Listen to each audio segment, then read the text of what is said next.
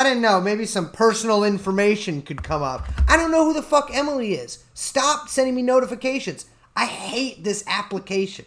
I hate it. Okay, we're going to find a better one, We're going to find a better one. If any of our depraved psychotic fans can let me know if there's an alternative application I can use. Yeah, we can do Zoom or whatever. Zoom's awful. It's always like... They're awful. Well, so in AA meetings on Zoom, there has been a trend in the past week where my friend was in one last night, which is like an real old guy meeting.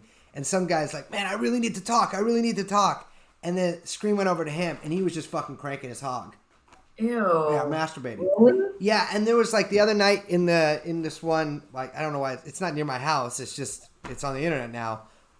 There was a guy who judicious use of the N-word, and then also cranking his hog and fucking showing porn, which I don't get. Like I get it, you know, like you can screen share, and he was sharing full pen porn, which you know it's.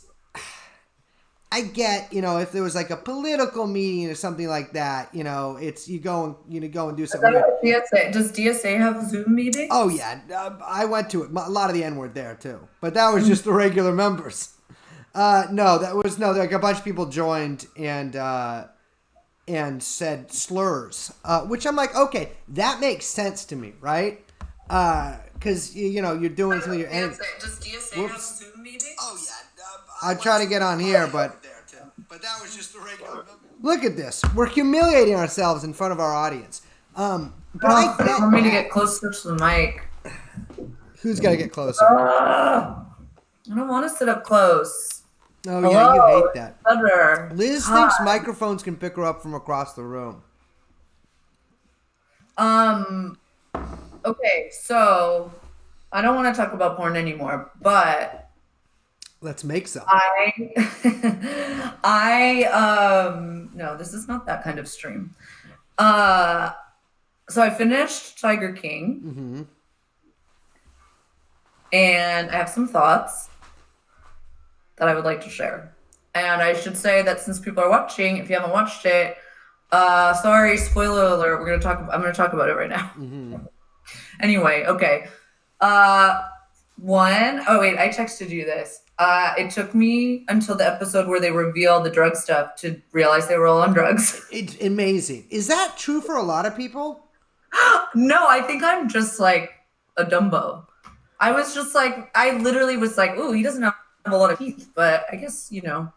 Well, that's not having a lot of teeth isn't just a meth thing or anything, but I will say that it was... I just assumed they were on meth, and then when they mentioned that they were, I was like astounded that it took so long. That made me really sad. I mean, the weird thing is he just had these 3 big teeth. It looked like the top of a castle wall with those like little fortifications up there. Yeah, I mean, respect on him. I'll tell you what. He not only fucked, but he married 2 straight guys. Respect. I know. Respect. Totally. Second of all, he only killed 5 tigers. That man owned a zoo for a long fucking time. You think, though? What? Oh, then he definitely killed more. Absolutely. Yeah. 100%. Also, that guy, what's his name? Doc Antle? Mm-hmm. I feel like it should have focused on him more. Dude, yeah. I'm like, whoa, what's up here? When they're talking to the girl, and she's like, yeah, I was like basically a sex slave and I didn't want to get breast implants, but then I signed a paper and I had them. It's like, whoa, can we pause here for a second? Mm-hmm. I did pause to see if... No, but it's like, what the hell is going on there? I guess they said the feds like raided it and shut it down. Yeah. I don't know if they said it shut it down. I know they raided it. I will say tiger fever seems to be real. I couldn't believe it. Is this a thing? I didn't even know this was a thing. Liz, what would you do? What if someone was like, for instance, a bald man with a bandana and a baseball hat, which is double bald, he comes up to you, he's like, hey, me and my fucking young wife will show you a tiger in order for you to have sex with us. You wouldn't do that, right? No. No, I wouldn't either. It seems absurd to me. I mean, people. I mean, I guess it would be cool to like hold a baby tiger. I mean, baby animals are cute. Yeah. But, like the whole I think it was Doc Antelo, was that guy when he was like on his like insane orgy couch that was like the sea couch or whatever. And he's like, you just, the exotic allure of tigers, and everyone is, entranced by the tiger. And once you feel this power, raw, animalistic, it's like, what? The fucking tiger. Really? Also, if it's a baby tiger, I'm not even scared of it. Pow! Can take it out, no problem. The thing is, like, I don't think there should be private zoos. Well, I think some in the federal government would agree with you, honey. Like, maybe can't we just like not do that? That doesn't seem right. You shouldn't be able to do that. Yeah, I don't know. I haven't been to a zoo in like 20 years because I feel too guilty. If there was like some place where I could go and buy drugs from monkeys, I would do it. I probably would do that. I went to the Berlin Zoo. It was really nice. Yeah, well, to me, speaking of poly people, that's Berlin, baby. That's where you go if you're a 23-year-old art student and want to get in a relationship with 8 people at the same time. I don't know. I don't like Berlin that much. I've only been for 24 hours. I felt no affection for it, but no disaffection either. My thing is people, I don't trust anybody who goes crazy from looking at animals, right? Because there's people who go snake mad. There's people who go tiger mad. There's people like myself who go slightly monkey mad. Are you a monkey person?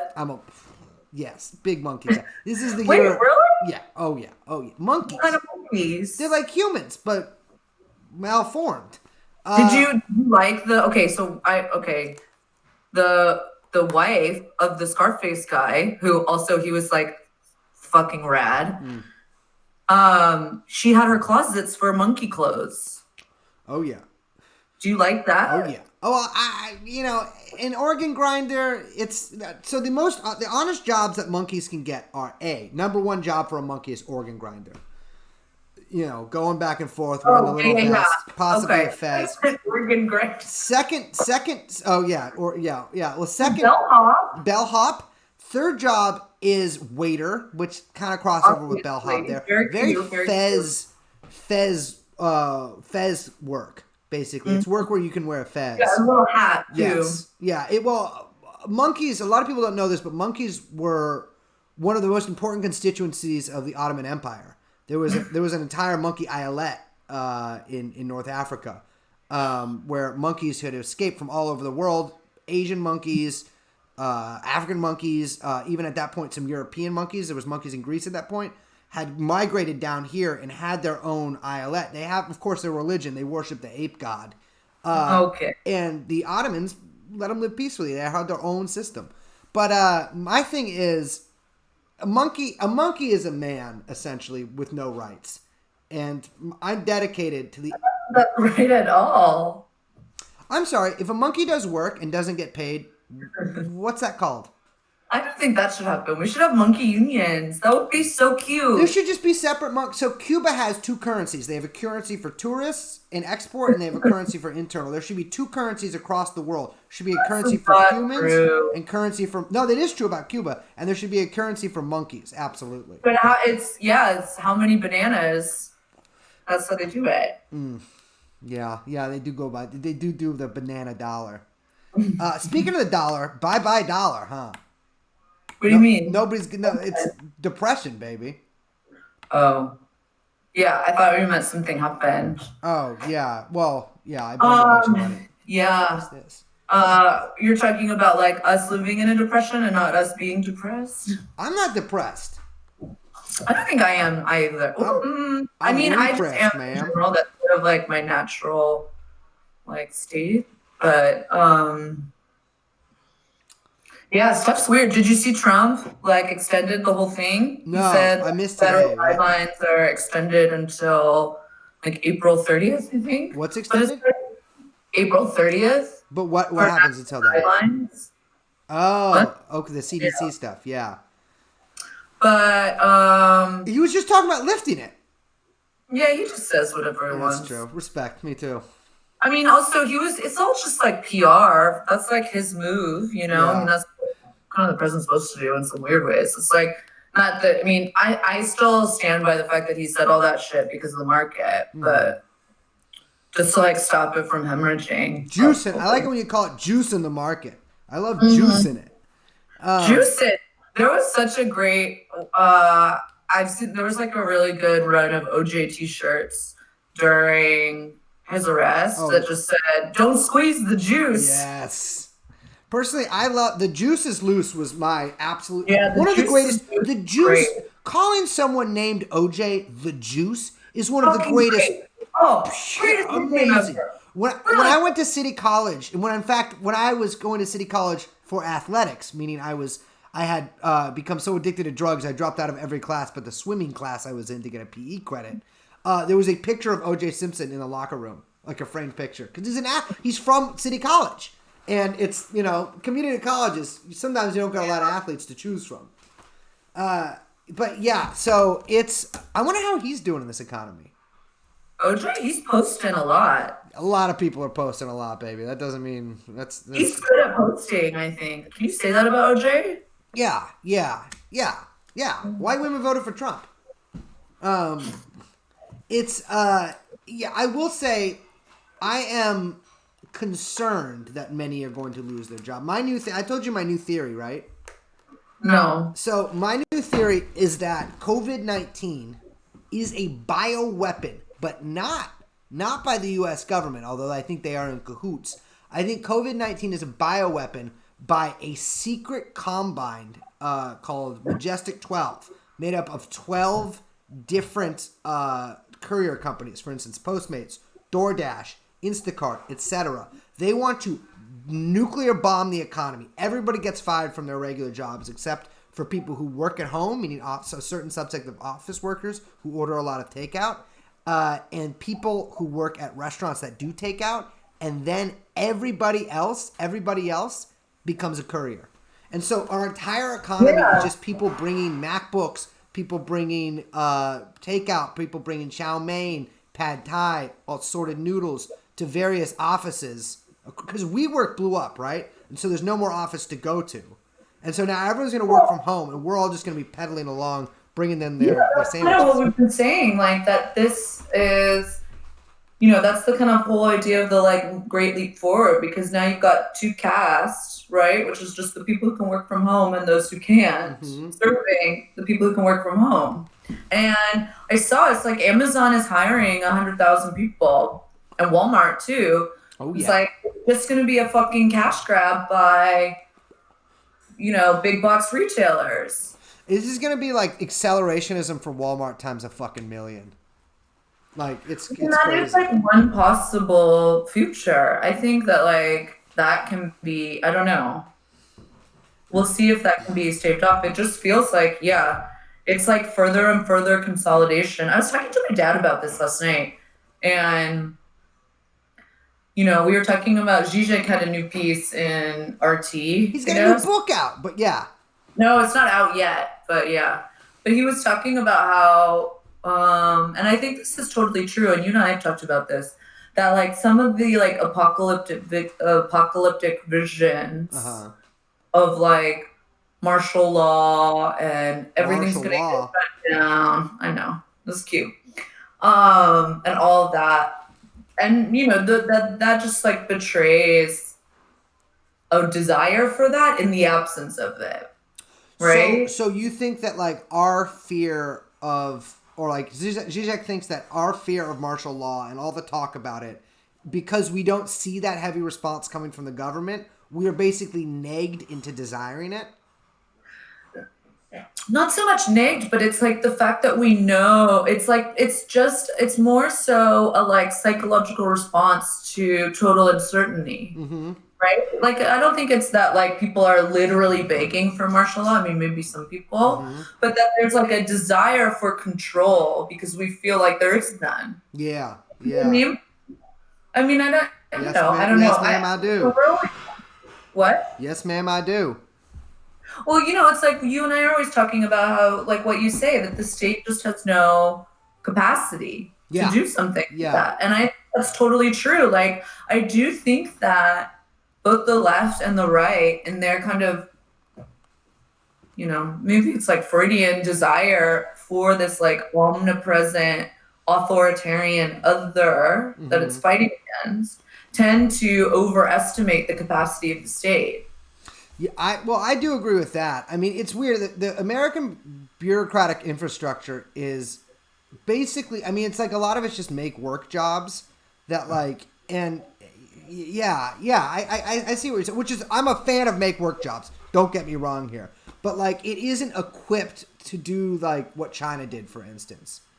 Like, Yeah, and apparently they didn't do it very well because they just shut their whole country down again. yeah, they just shut it down for, it's a restart. It's a restart. It's, It's out with the old, in with the new. Things are changing. Yeah, I was thinking of, not in focus. I keep wanting to bring you in focus. but when do I gotta be? I don't understand how this works. I want to be sitting back in my chair. I think there you go. That's good. I need to shave, bad, but there's no point. It's, what am I gonna do? Grow a quarantine beard. No, absolutely not. I find that shameful. Anybody out there who's growing a quarantine beard, you fucked up. Your punishment: shave the whole thing, head to toe.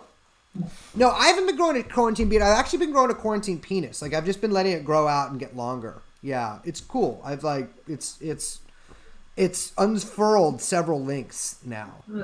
Doubled itself. We're talking about doubling. Yeah, it's Are not. my thing is like, yeah, okay, like the American military could do something like this, but they're just not going to. Yeah, they could. Like, absolutely. That is like, still they could, yeah. that is our most advanced sort of like infrastructure. There. And those people still follow orders. What's up? Those people still follow orders. Yes. Yeah, absolutely. I don't think they will. I don't know. I don't think they will either. I literally think they're just going to let this kind of play out and do as little as possible. Although, then I feel like I saw something crazy where it was like, Cuomo was saying if Trump quarantines New York, we're going to fight him and it'll be civil war or something. And I was like, whoa, what? No. Like, what are you talking about? It's a bunch of, all right, so you've seen all those things about New Yorkers being hunted down. Yeah. And it's like the Hamptons too. And they're doing it somewhere else as well. One island, we got a DM from one of our rabid fans saying that the island across from where he like lives, I guess, on the coast, and there's some island. Maybe it's the Martha's Vineyard, one of those kind of things. I don't know. And that locals were boarding up the summer homes of New Yorkers so they couldn't get out there. Amazing. Really? I love it. Love it. Yeah. Well, so a lot of our fans know that me and Liz were in New York until about a week ago, and then we were like, this is getting a little sketchy, let's leave. And so we've been going out to major city and getting as close as possible to people and telling them about the dangers of coronavirus. Yeah.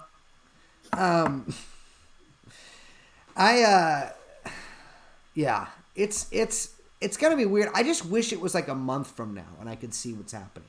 I'm anxious for it. I'm ready. What do you think's gonna happen? I don't know. It does seem like, well, I don't know. It sounds like, I mean, I guess they came out and they were like, we expect the whole thing to be. I don't know which way's forward. What? I like that way. I think that way looks good. That they expect the peak to be in 2 weeks. Mm-hmm. They said that 2 weeks ago. Yeah, I don't know. It just seemed like every city's kind of being rolled out at different times. Yeah. I mean, I talked to someone in Atlanta who says the situation there is very serious. Yeah, because in Georgia they were kind of just like let's let it play out, right? Like they didn't. Yeah, I'm worried about New Orleans too. Yes, yeah, that city traditionally does not do well with disaster. No. Did you see that? Did you see about those orders for masks and ventilators from states and how they were being unevenly fulfilled? No. So all of these states requested, like millions and millions of masks, blah, blah, like the stuff they need from the federal government.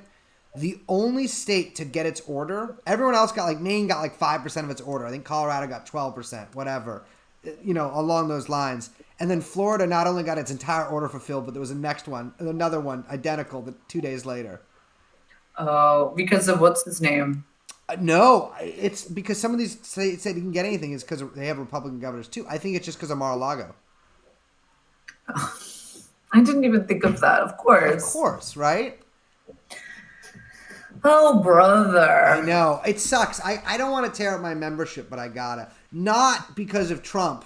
I have to say, it is one of those things. I mean, that's really shitty and really bad. And that's the first time I've been like, motherfucker, actually, because I don't, all of that stuff, I'm like, I mean, it's just his version of the way that he enriches his friends is just so much more obvious and garish. Yeah. And so there's a part of it that's like so mask off that I almost appreciate it. It's like, why launder it through bullshit philanthropy organizations? Just have a fucking steak line and a hotel that you make everyone stay at because you're the fucking president. Here's the thing, it's like fucking Mayor McCheese. How do you think Hillary Clinton got $45 million, guys? You think she got it from fucking winning push-up contests? No, she got it from sex work. She got it from anal beads on OnlyFans. Okay. Do you want me to keep going? No, so like with Trump, it's like, he's of course he's a fucking crook. They're all crooks. And that's like why this stuff's never going to stick, because everybody rightfully assumes that almost everybody in power is taking money. You know? Yeah, and also people like the fact that he's a crook. Like, they find it charming that he's on. It's like, this is what I was saying on the podcast, I think, once. It's like, they know that he's lying. Yeah. And they know that he knows he's lying. Yeah. So it's kind of like a weird sign of respect. You know what I mean? Yeah. Like, there's no one that's like, man, it's like, you know, Hillary and Obama would just fucking lie to our faces for 8 years. Michelle Obama too. Like, you think I forgot? You know, it gets tiring. Yeah. You just say, oh, we give everyone healthcare. Everyone, what do you mean? Everything's great. Make, you know, keep America great, or America is already great, or whatever they did, you know? And it's like, no, things are not good. Yeah. For a lot of people, and they got worse. Yeah. Oh, yeah. And it's like, of course Trump's making people stay in his hotels. He has fucking hotels in his name on it. What do you think he's going to have them stay at the Marriott? Yeah. It's like, no shit. It's like, and it's not, I don't even think it's illegal. And if it is, it doesn't matter. Laws are fake. That's what a lot of people don't get. Is laws, they don't matter. Well, they matter. Well, yeah, exactly. Yeah. It's not indiscriminate. Yeah. Case in point, Joe Biden, right? Mm-hmm. He should be arrested, for many reasons, particularly for being old. Is he make it? I don't know. Is he gonna? I don't know. I think they are like prepping Cuomo. Everyone's saying that. Like, I don't think there's actually like behind the scenes. I mean, I'm sure there is some. Everyone is fucking dumb as fuck. I think you guys are smart. Don't listen to her. Or like, oh, Daddy Cuomo. Oh, first of all, he's a disgusting monster. Mm-hmm. Second of all, he's like literally still cutting hundreds of millions of dollars from state Medicaid. Like, as he's like, tell your family you love them, and prepping the Javits Center to be a fucking funeral home. Mm-hmm. What is the Javits Center, by the way?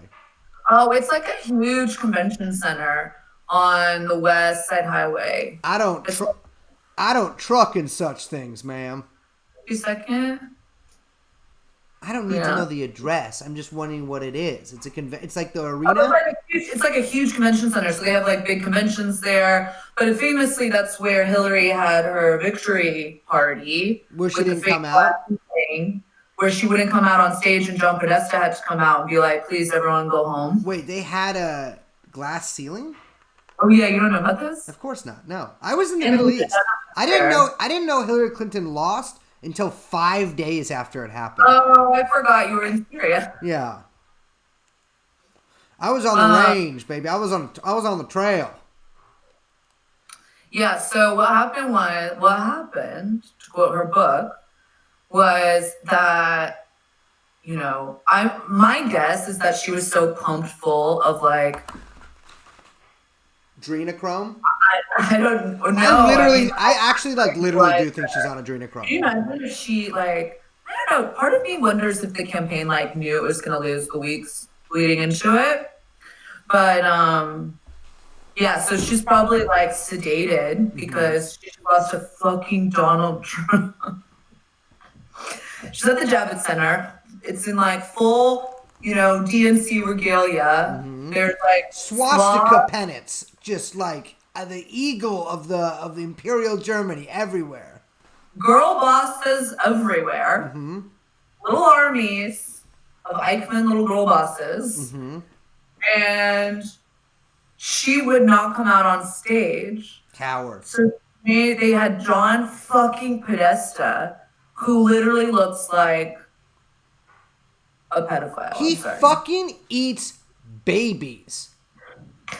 Like, I'm sorry, whatever. Pizzagate's not real. If you want to look me in the fucking eyes and tell me John Podesta has not eaten a baby before, I'll slap you right in the face. Ridiculous. Ridiculous. Of course he has. Look at him. He's a golem.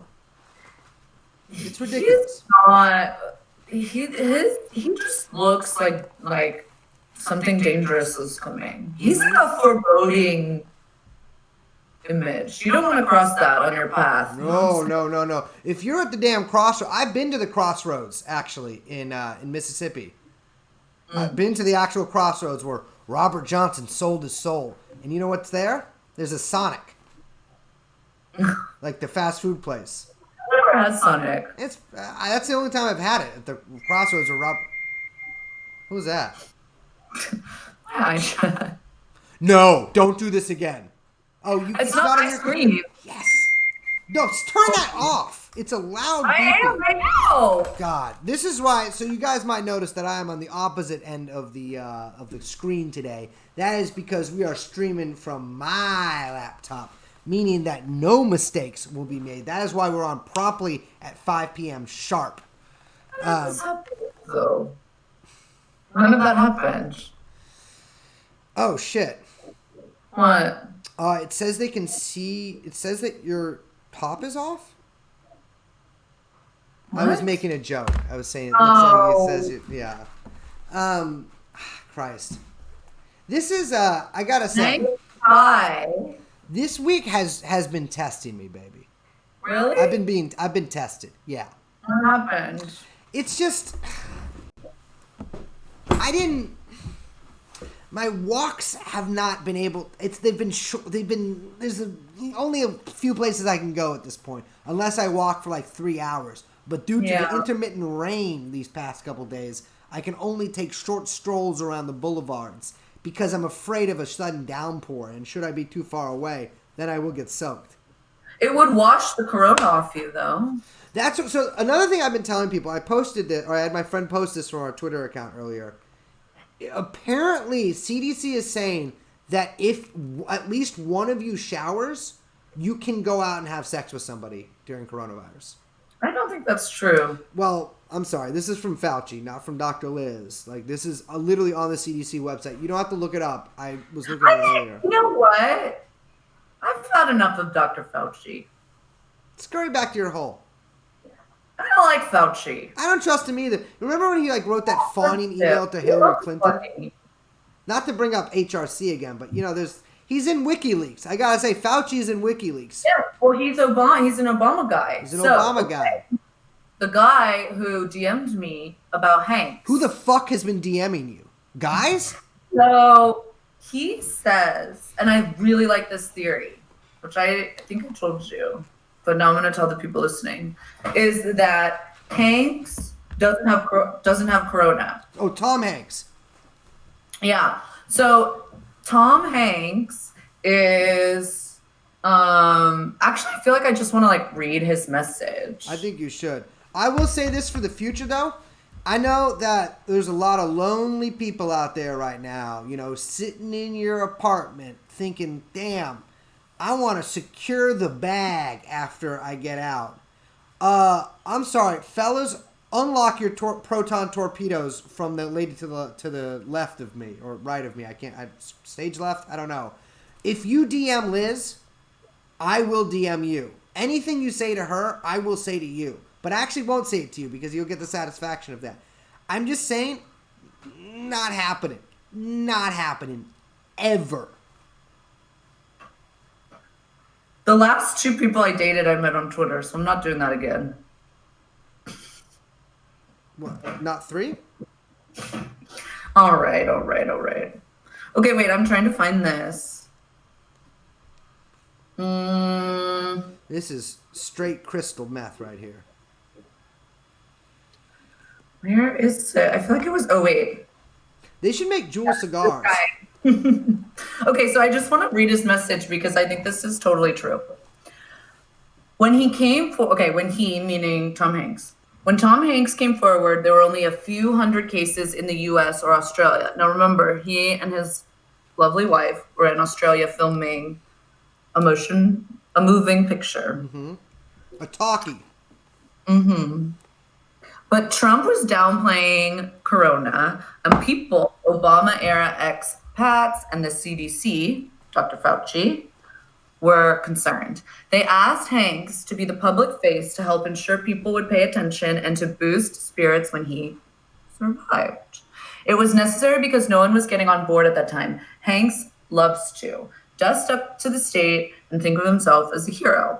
They would never have let the story break if they weren't positive he'd survive. Now that I think is totally key. Why would he come out and say, I have it, if it's like, dude, you might die? Like Doris Burke, who you don't know who that is, but she's icon of the NBA and the WNBA. She's a broadcaster, journalist. A broadcaster. Mm-hmm. She's great. Also, you'd think she's, you'd like her. You know what I'm saying? Mm-hmm. So she came out recently. Wait, what's her name again? Doris Burke. Okay. Keep going. You have to see her in action though. I know. I just want to see. I'll look at a GIF. Doris Burke. And the way she talks about basketball. Oh yeah, precisely my type. Anyway, she came out and said, "Yes, I had it 8 days ago." Or I'm only now just starting to recover. It's been 8 or 10 days. But it's she's not going to come out and say, I have it if you know what I mean? Mm-hmm. Well, yeah, but all these minor celebs have been dying. People who get New York Times obits have been. Yeah, but Tom Hanks, he's America's hero. Yeah, true. Okay. They would have never let the story break if they weren't positive he'd survive. That's like a morale nuclear bomb. Tom Hanks dies and the market plummets. People jump off buildings. Yeah. I don't know about that, but okay. You only come out with it if you are certain he'll live, aka he doesn't have it. Tom Hanks, sadly, is arguably the #1 top dog, most beloved and trusted person on the planet, and he gets COVID weeks before any other notable person does. And he decides to sign off on his own medical privacy and share that news, even at the risk of causing a panic if he were to croak. And the person says, I can't prove it. Proving someone doesn't have COVID is hard, even for doctors, apparently. But I work in entertainment and know people in his orbit, and they agreed he'd do it if he thought it would help. It's Elvis enlisting in 1958. Ooh, okay. What really also sold me was that little metaphor. The Elvis thing, yeah. You and I have both been to Graceland and commune with the king. Yeah, I bought this cool ornament. Oh, look at that. That's sweet. You love ornaments and stuff like that. It's very nice. Well, yeah, I'm a big Christmas person, but isn't it cute? That's what I mean. Yeah, it's very cute. I had a blast at Graceland. It's a house. It's the house. Oh, yeah. It's a beautiful house, guys. You ought to check it out. Listen, I'd be quarantined there in a heartbeat. No, okay. The upstairs. So you know the whole thing with upstairs. Is that you can't get up there, or is it you can't get downstairs? No, you can't. That's Elvis's bedroom. Yes. And apparently they haven't touched it. It's untouched. Yeah. It's untouched. So I have a bootleg. Okay. Do you know who's been up there? Who? And there's leaked photos of it because of his trip, I guess. Who? Nicolas Cage. Well, he's married to his daughter, right? What? And then you ask, do you think he married her just to get upstairs? I could believe it. Cage he's king. And it's unimpeachable. If he gets corona and dies from it, I am jumping. I invited him to my birthday once. Did he show? No, but I found out where he lived in San Francisco and I sent him an invitation. He lives in San Francisco? He used to. He used to have a house over in Pack Heights. I feel like he would like me. I feel like he would offer me a role in a movie, and it would my stardom would expand. Very cool. He seems very cool. He has a ziggurat or something, I believe, in New Orleans where he's gonna be buried. Right. Yeah. No, and he had that's the tomb that he had made. But then didn't he have like a pyramid, or he had to give back a pyramid? He built it was a pyramid, which is like a ziggurat in New Orleans. That's where he built it. Have you seen National Treasure? Oh wait, hold on. Someone just asked if we've heard of Graceland 2. And yes, I've heard of Graceland 2. Yes. My friend was almost shot by the owner of Graceland 2, which, to be fair, is a very... He's dead now. The guy, for those of you who don't know, Graceland 2 was a house in Tennessee where this man had assembled his own private Elvis museum. However, this man had much in common with Joe Exotic, really. He was big on 357 Magnums, and he also had a pillow with Elvis's cum on it. And my friend was down there, and he went there in the middle of the night. My friend did, to bang down the door. He was like, "Let me in. I want to see the pillow." I think, and guy comes out with the 357 and fucking fires it at him. Not like point. I think he was trying to miss because those are big bullets, hard to miss. But he fucking shot it at him still, nonetheless. Unfortunately, Graceland 2. The guy's dead. He can't go there anymore. Yeah. But I will sell you a pillow with my cum on it. If you guys... Not you. You don't want that. Any of you guys out there. But it's... Graceland 2 is not Mississippi. Maybe it is in Mississippi. It might be right across the state line. I can't remember. Mississippi fucking rocks. I went to a juke joint in Mississippi and saw... What's his fucking name? This old fucking guy play. I can't remember his name. It was like 90-something. And his grandson was playing drums. It was this place called Reds, I think. And his grandson was playing drums. And he was wearing, he was just like wearing basketball shorts and like a big-ass shirt. And he had a fucking TV set up. And he was watching cartoons, this like 12-year-old kid. And playing drums. Like he was just like doing the drums by rote. And just like watching cartoons the whole time. It was fucking most alpha shit I've ever seen in my life. Is Goner still a thing? Goner Records? Yeah, we played Goner Fest, baby. No, I know. Goner's still around. I don't know if Goner Fest is still happening. That's where I was where I used to MC a lot of that shit, and I said something really mean by accident about Ty Segall there, and I lost my mojo. I was just like, this fucking bitch or something like that. Even though I like him, it's like not even about that. I was just going. And then I said something that like was not only funny, but was not only not funny, but was very mean. And after that, I lost my hosting magic forever. I was just like, I you got still a little guy back then. Oh yeah, I was like 21 or something. Not I. Oh, him? Yeah. I think he's doing okay. I ran into Emily. She booked. Yeah, Emily, you were there too. But I don't know. Do people still like garage rock? Is that still going on? That was such a funny little moment. Yeah. That all it was like there was also like a weird surf thing that happened. I didn't like that. I like half a minute then. But it just went like it's weird. People always like needle me about my punk band, but they never needle me about my garage rock band, which I kind of like. Wait, what's that? I don't want to say it on air. People have to figure out themselves. It's it was. Oh, I remember. I know what it is. Yeah, me, Neil, and Rincon. But Slaughterhouse album is fun. What are the people saying? He put out an album with Brian Chippendale of Lightning Bolt. I don't give a fuck about that. Lightning Bolt, that shit sucks. I like Gary Newman. Remember the Mummies? We played with the Mummies. I don't know. What have you been listening to? You listen to music these days? How's quarantine music been for you? Well, I'm actually working on this thing. An album? I'm really excited about. So, my friend had this project a while ago that he's restarting because of. I'm going to open a window.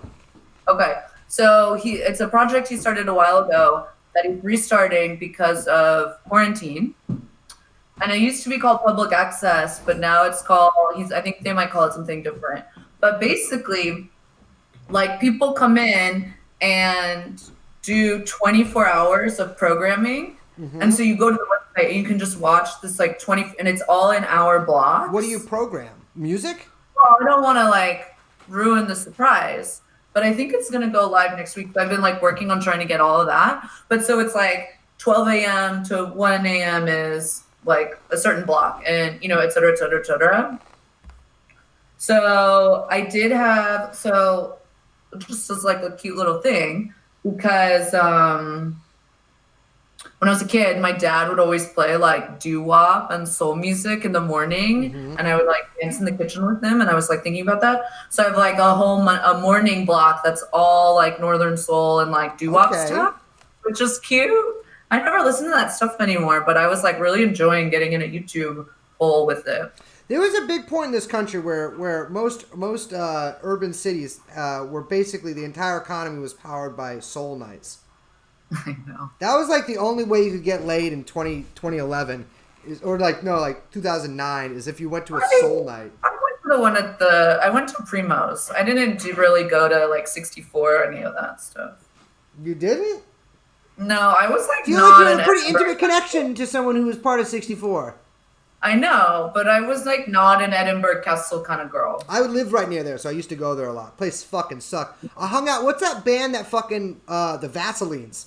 I got fucked up with the Vaselines there one night, and I was just like, never heard your fucking band. These guys all seem to love you. You guys suck. You're old. I'm just kidding. I was very polite to them, but I never heard the Vaselines and still haven't. Yeah, is that the Passage poster behind you? I don't know what the poster is. All right, none of your business. It's also not a poster. I don't have posters up. It's a picture. I have a poster, but mine's framed. Liz's house, I gotta say, one day I will just tape it. I'll take myself in there. Actually, I'll never come to your house again. I will come to your house again. I haven't seen anybody for 2 weeks. It's 2 weeks today. Good for you. So you've been quarantined for a few days longer than that. No, but not after today. Rootin' tootin' damn right you're not. Fuck. I know. Fuck. I'm like kind of scared too. No, I think you'll be okay. Okay, so what I did was when I came back, I don't want to talk about what happened, but when I had to like emergency take an Uber today. And I will say, I can attest to this. It was an emergency. It did have to happen. Yeah, and like, I don't know. I wore a mask. I wore gloves. I wore clothes that I don't care about. Mm-hmm. I left my shoes outside when I came back. Mm-hmm. It can only live on surfaces, baby. It can only live on surfaces and shit for like 24 hours tops. And they don't know that. They don't know that. They say maybe up to 3 days. Maybe so really though, at like the highest. Okay. So then I took all my clothes off, like right when I got in the door. Okay. All right. Keep talking, baby.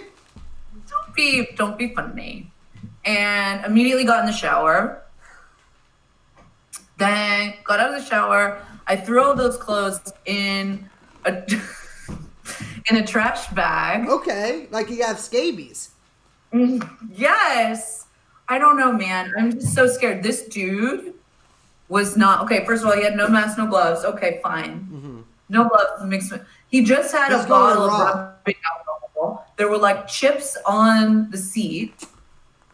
Like open? Like crumbs. Who's eating in a car during COVID? I don't know. So I just am like. Anyway, I don't feel great. Mm-hmm. I'm scared, Grace. I don't want to get it. Let's get prayers up in the chat for Liz not to get coronavirus. Because if Liz does I really don't want it. Dude, if you okay, I was talking to my parents last night, and I told you I asked them too. They're like, we don't even remember you having the flu when you were a kid. Like, I don't know. I've never had a flu shot. You do seem heavily vaccinated. I'm not autistic, dude. Oh, I'm getting a Norton performance alert of high CPU usage. Is that good? That means I'm doing well. Your computer's running. Yeah, that just means it's running, So right? that's it. It's good. They're saying it's good. Virus, it's good. That's great. I'm cranking the numbers. Exactly. Here's the thing. You want to use maximum capacity on stuff like this. You know, the scientists say you only use 10% of the computer's brain when you use a computer. I want to access the whole thing, get every bit of information out there from me to you. Every single 0 and 1 I want out there, and I want in the audience's hand. That's how dedicated I am as a streamer. Everyone is saying delete it. Delete what? Download more RAM. Dude, it's a new computer. I got a new computer because I have to uninstall Norton, right? Like, you don't need that. No one even gets viruses anymore. I don't want to say that. I'll get a virus after that. But that's like only shit you do if you like get Kazaa or something. Start downloading. I would never download anything. That's ridiculous. Do you do torrent stuff? No. What am I gonna torrent? I just read. That's true. You don't watch TV. I'm surprised you watch Tiger King. Yeah, it was like, fuck, I should watch this. I like guys like that. I know. It's kind of like I've known kind of not exactly like that, but there's like a certain kind of like gay guy who like will have that certain like blonde. It's like a weird hit gay guy who has like blonde hair like that and loves guns. Like I've known guys like that, so it seems, I don't know. It felt very. It was very cozy to watch it. I really enjoyed that. I gotta say, that scene where the guy shot himself, though, whew. Wow. Spoiler alert. Well, I'm not saying who shot himself. Fucked me up, dude. Imagine about the guy who saw it. That shit was crazy. They got it on camera. I know. Amazing. That poor guy. That was the campaign guy, the right? The libertarian guy, yeah. That fucking kid. Also, he's the one at the end who's like the voice of reason. That was weird too. When they're like, I didn't like the end when they were like tried to make it like, now we're thinking about animals and conservation. It's like, I don't know. No, come on, guys. You're in this for like, you don't need to make a big statement. You know what I mean? The thing speaks for itself. You don't need to. We get it. Yeah. Okay. Yeah, I get it. I don't need you to tell me that you like monkeys now. I know you dislike monkeys. You keep them in cages. I love monkeys. I believe they should be put to work as members of society who actually contribute. Get with the program. You know I'm always saying that. It's my new catchphrase. No. Get with the program. Get with the program. Ah, Christ, baby, I don't know how much more of this I can take. Of what? Just the stream? No, stream's fine. Just, all of this, it's just every day. It's the same walls. I do the same prayers. 5 times a day. I clean it. I get it dirty again. I clean it. I get it dirty again. Sometimes I take showers. Doing dishes, dude. Get out of here. Oh, you should answer that. No. I just I hate this shit. I'm so happy it's not streaming on my computer because my friend's number just popped up. That's why I don't know how to use PCs. I don't know how to use Windows, and so nothing can ever happen. I was getting pop-ups from emails earlier, which has never happened to me. Because I got a new computer. Now I got pop-up notifications that it took me 35 minutes to figure out how to turn them off. Apparently there's a settings in the right side of Chrome you can use. It is, yeah. But other than that, I don't know. Hold on, I gotta turn down. It's fucking hot as shit in here. I gotta fix this. Why? From your heater? Alright, well, I'll check in with the chat. What are you guys saying?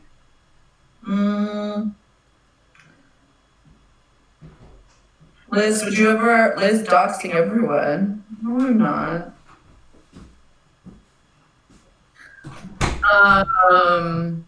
Hi.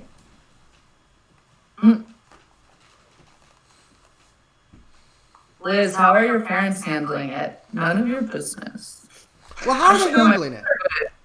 They're good. My mom has gone full prepper, and she did like right around the time I did, if not a little earlier. So they've been on top of it. They got like a new freezer.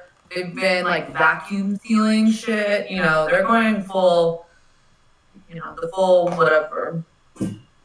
My parents are sick, but not with COVID.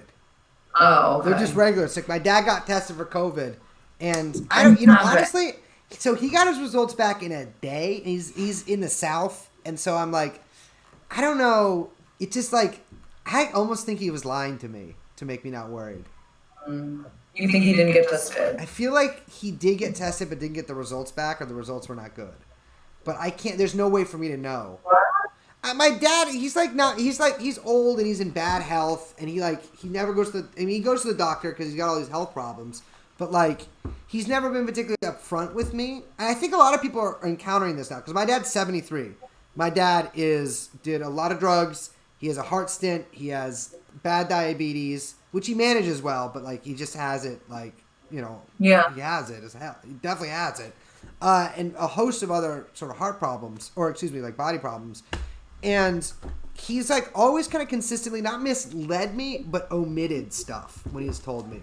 Like I found out he got fucking cancer at one point and like had to go to the hospital and visit him. And that was like, Christ, I think I was like 19. And that's when I was like, oh my God, like this is like, I don't know. I like realized that it's possible for him to get sick as well. And that like someday I would have to an extent take care of him. And now it's weird. I found myself, because of my stepmother's Alzheimer's, in the past like 5 years, basically trying to like beg them and plead with them to go to the doctor, and like run up against this just like dragging the feet and this sort of obstinate like half agreement, and then they'll kind of back out of it, and it's like it's weird. You switch a little bit with your parents, I feel like, in some ways, and so like it's difficult, I think, to sort of deal with like somebody like a parent being vulnerable, or like real, not vulnerable as in like crying on your shoulder, but like somebody like they can make bad decisions, which my parents, even when I was young, made very bad decisions. But like it's I don't know, it's when you start having to take more responsibility for them, it can be a little jarring, especially now that they're so far away. Well, that's the thing, because it's like if my dad gets coronavirus, I mean, my stepmom has fucking Alzheimer's. Well, okay, so is there anyone who's there that can check on them? So there's a guy that comes like 3 days a week for like 6 hours. Can you talk to him? Well, he's sick. He's out sick. But I'm going to get his number. I have his number. And yeah, I'm like, you're out sick. Don't fucking stay out. Yeah, but you talk to him just directly. You know what I mean?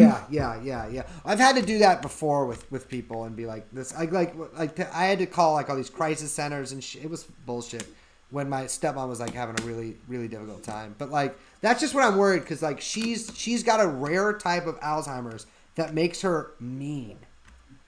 And it's like, it's not her fault, it's like literally something in her brain that does it. It's like only like, I forget exactly what the subtype is called, but it's like a 5% of people who have it have this. And it makes her like yell and throw shit and like pretty much 24/7. And so it really wears on my dad. And I keep thinking, because my dad's whole thing is he wants to be like, much like myself, he's a failed writer. And well, not failed, but like he wrote a book, but he like wants to do it. And he's just, he had to work and he couldn't do it and like take care of people. And his one dream is he wants to go to this little town in France and write this book for a month. Mm-hmm. My dad speaks French because he majored in college for some reason, then moved to France for 6 months and then hated it and moved back. I'm like, I keep thinking like, fuck, dude, what if he dies before he gets to go there? Like, for some reason, that like thought process right there really, it's not great for me to dwell on.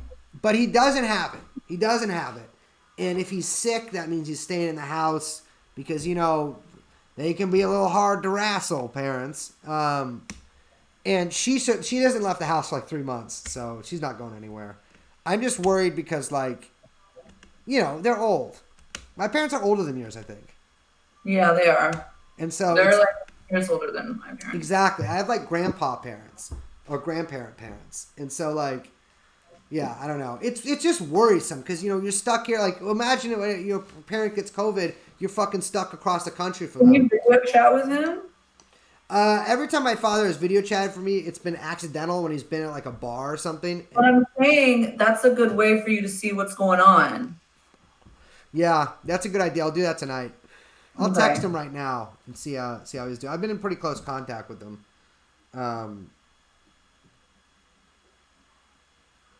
Oh, he texted me. He went for a walk yesterday with his ex-wife.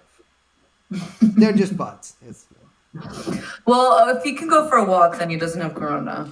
Yeah, but he went with a walk for another old person. I'm like, you still shouldn't do that. Old people should just be inside. It should be illegal for old people to go outside the house. I know, it's a little scary. Oh, whoops. What? I don't know how my bottom thing's in here. Let me see if you can tell on the fucking screen. Just usual stuff going on with us. No, I think we're all good. Brace, do you know anything about current situation with the Kurds in Syria? Like how's shit going on the ground? Not my job to educate you. It's going slow. There's fucking coronavirus. My parents closed their restaurant. I've been inside for 2 weeks. I'm taking care of my parents for a few years now, and the stress is genuinely getting to me. I get that. It's fucking... I'll tell you what. Fucking sucks taking care of your parents. It sucks. And I don't know. I got nothing really beyond that, but a lot of people have had to do it. I'm going to have to do it eventually. And it's noble at least, but it's difficult. It's difficult. That's the job of all kids, though. Yeah, that's the thing. My dad said he's watching Patrick Melrose on Amazon. I don't know what that is. That sounds like a big show. But now I'm like, fuck, dude, we have the podcast. I can, pay for my dad to go to France. Which is, that's, what I've been thinking. I'm like, fuck, I can, do that. Because he fucking doesn't really have any money anymore. And they just have a lot of debt. And so I'm like, I can do that. But I'm like, you just have to make it through Corona. And, of course, now that France has elected its first Shia president, too, we're going to see the... so Welbeck. Welbeck. I got no time for Welbeck. Got no time for it. I'm surprised you haven't read him. You haven't read him. See, when I read a book, I want beauty and poetry and truth. I don't want some fucking frog being. Frog bean. Yeah, no. Yeah, I don't want a frog crying to me. Okay, I will read some French people, but this guy, he's too much of a have a little heart, man. Also, yeah, I can't pronounce your name either, and I'm xenophobic towards everybody. I can't pronounce anybody's name. I Americanize them as best I can. So I call him Huelabeki. Huelabeki. That's right. I just thought of something funny, but I can't say it. Brace, do you like Borges? I don't know. That's a book that's been on the bookshelf of women I've gotten to know. That's how I kind of think of it. He's like Italo Calvino. It's I go to your house, you got 8 books. Desultory after a desultory humping, I'm laying off the side of your bed, looking like this at your bookshelf, hoping that I spot a handgun which I can use in my mouth.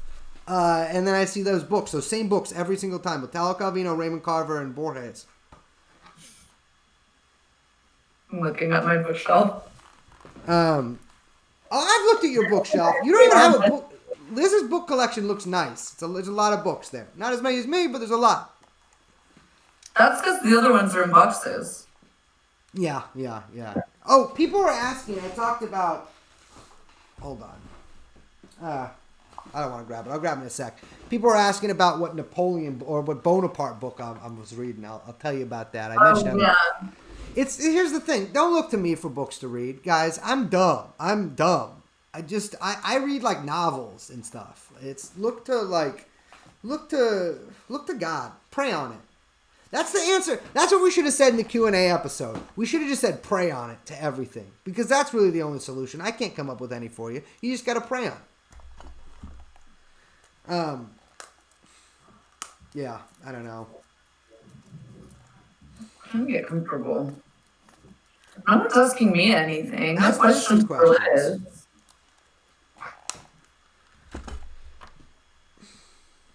God, everyone always loves to hear about the guns.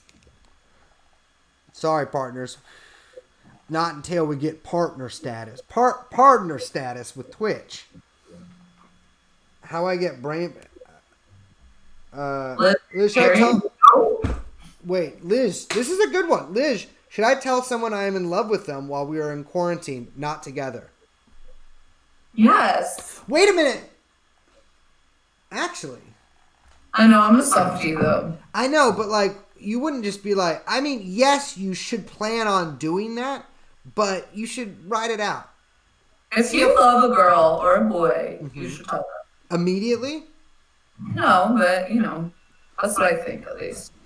Yeah, I think you should. I don't know. I like it when it's like basically unclear if someone despises you or not for the entire time. I like that. No, you know what I'm talking about. You said to yourself, if you love a woman, you tell her. Just tell her you love her. No, well, that's what I'm saying. There's a different dynamic there. You say it, but if they say it back to you, they'll say it back to you, but you got to be like, I think they're lying to me. Yeah. That's like, if you're a guy, you should be honest. If you're a woman, you should hedge a little bit. Personally, I think that's the best way to go with it. I'm not good at hedging, Grace. I know, you gotta hedge it.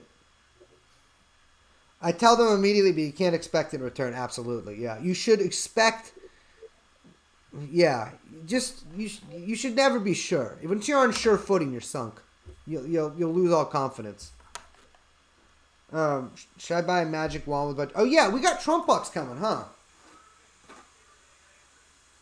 Liz, we're getting our neat bucks. What are you gonna spend your $1,200 on? When does that come? Like May or June or something? Dude, that shit's gonna come in June. I don't know. If it comes in June, I'm gonna come out and be like, everyone buy a TV, just like with 9/11. Is that what happened in 9/11? Everyone had to buy a TV? That's like what Bush said. He was like, now we've got to all be doing patriotic duty and go buy crap. And that's like, they had, you don't remember this? They had like shopping bags that were like, America, open for business. I remember that, yeah. Well, and it was like, they even had a Sex and the City episode that was like them going shopping to like do their duty as New Yorkers. I can't remember. Yeah, I think my dad has like spent everything I've ever gotten from the government, which, you know, respect. I've spent some of his money too. But I just remember everyone I know getting a new video game system.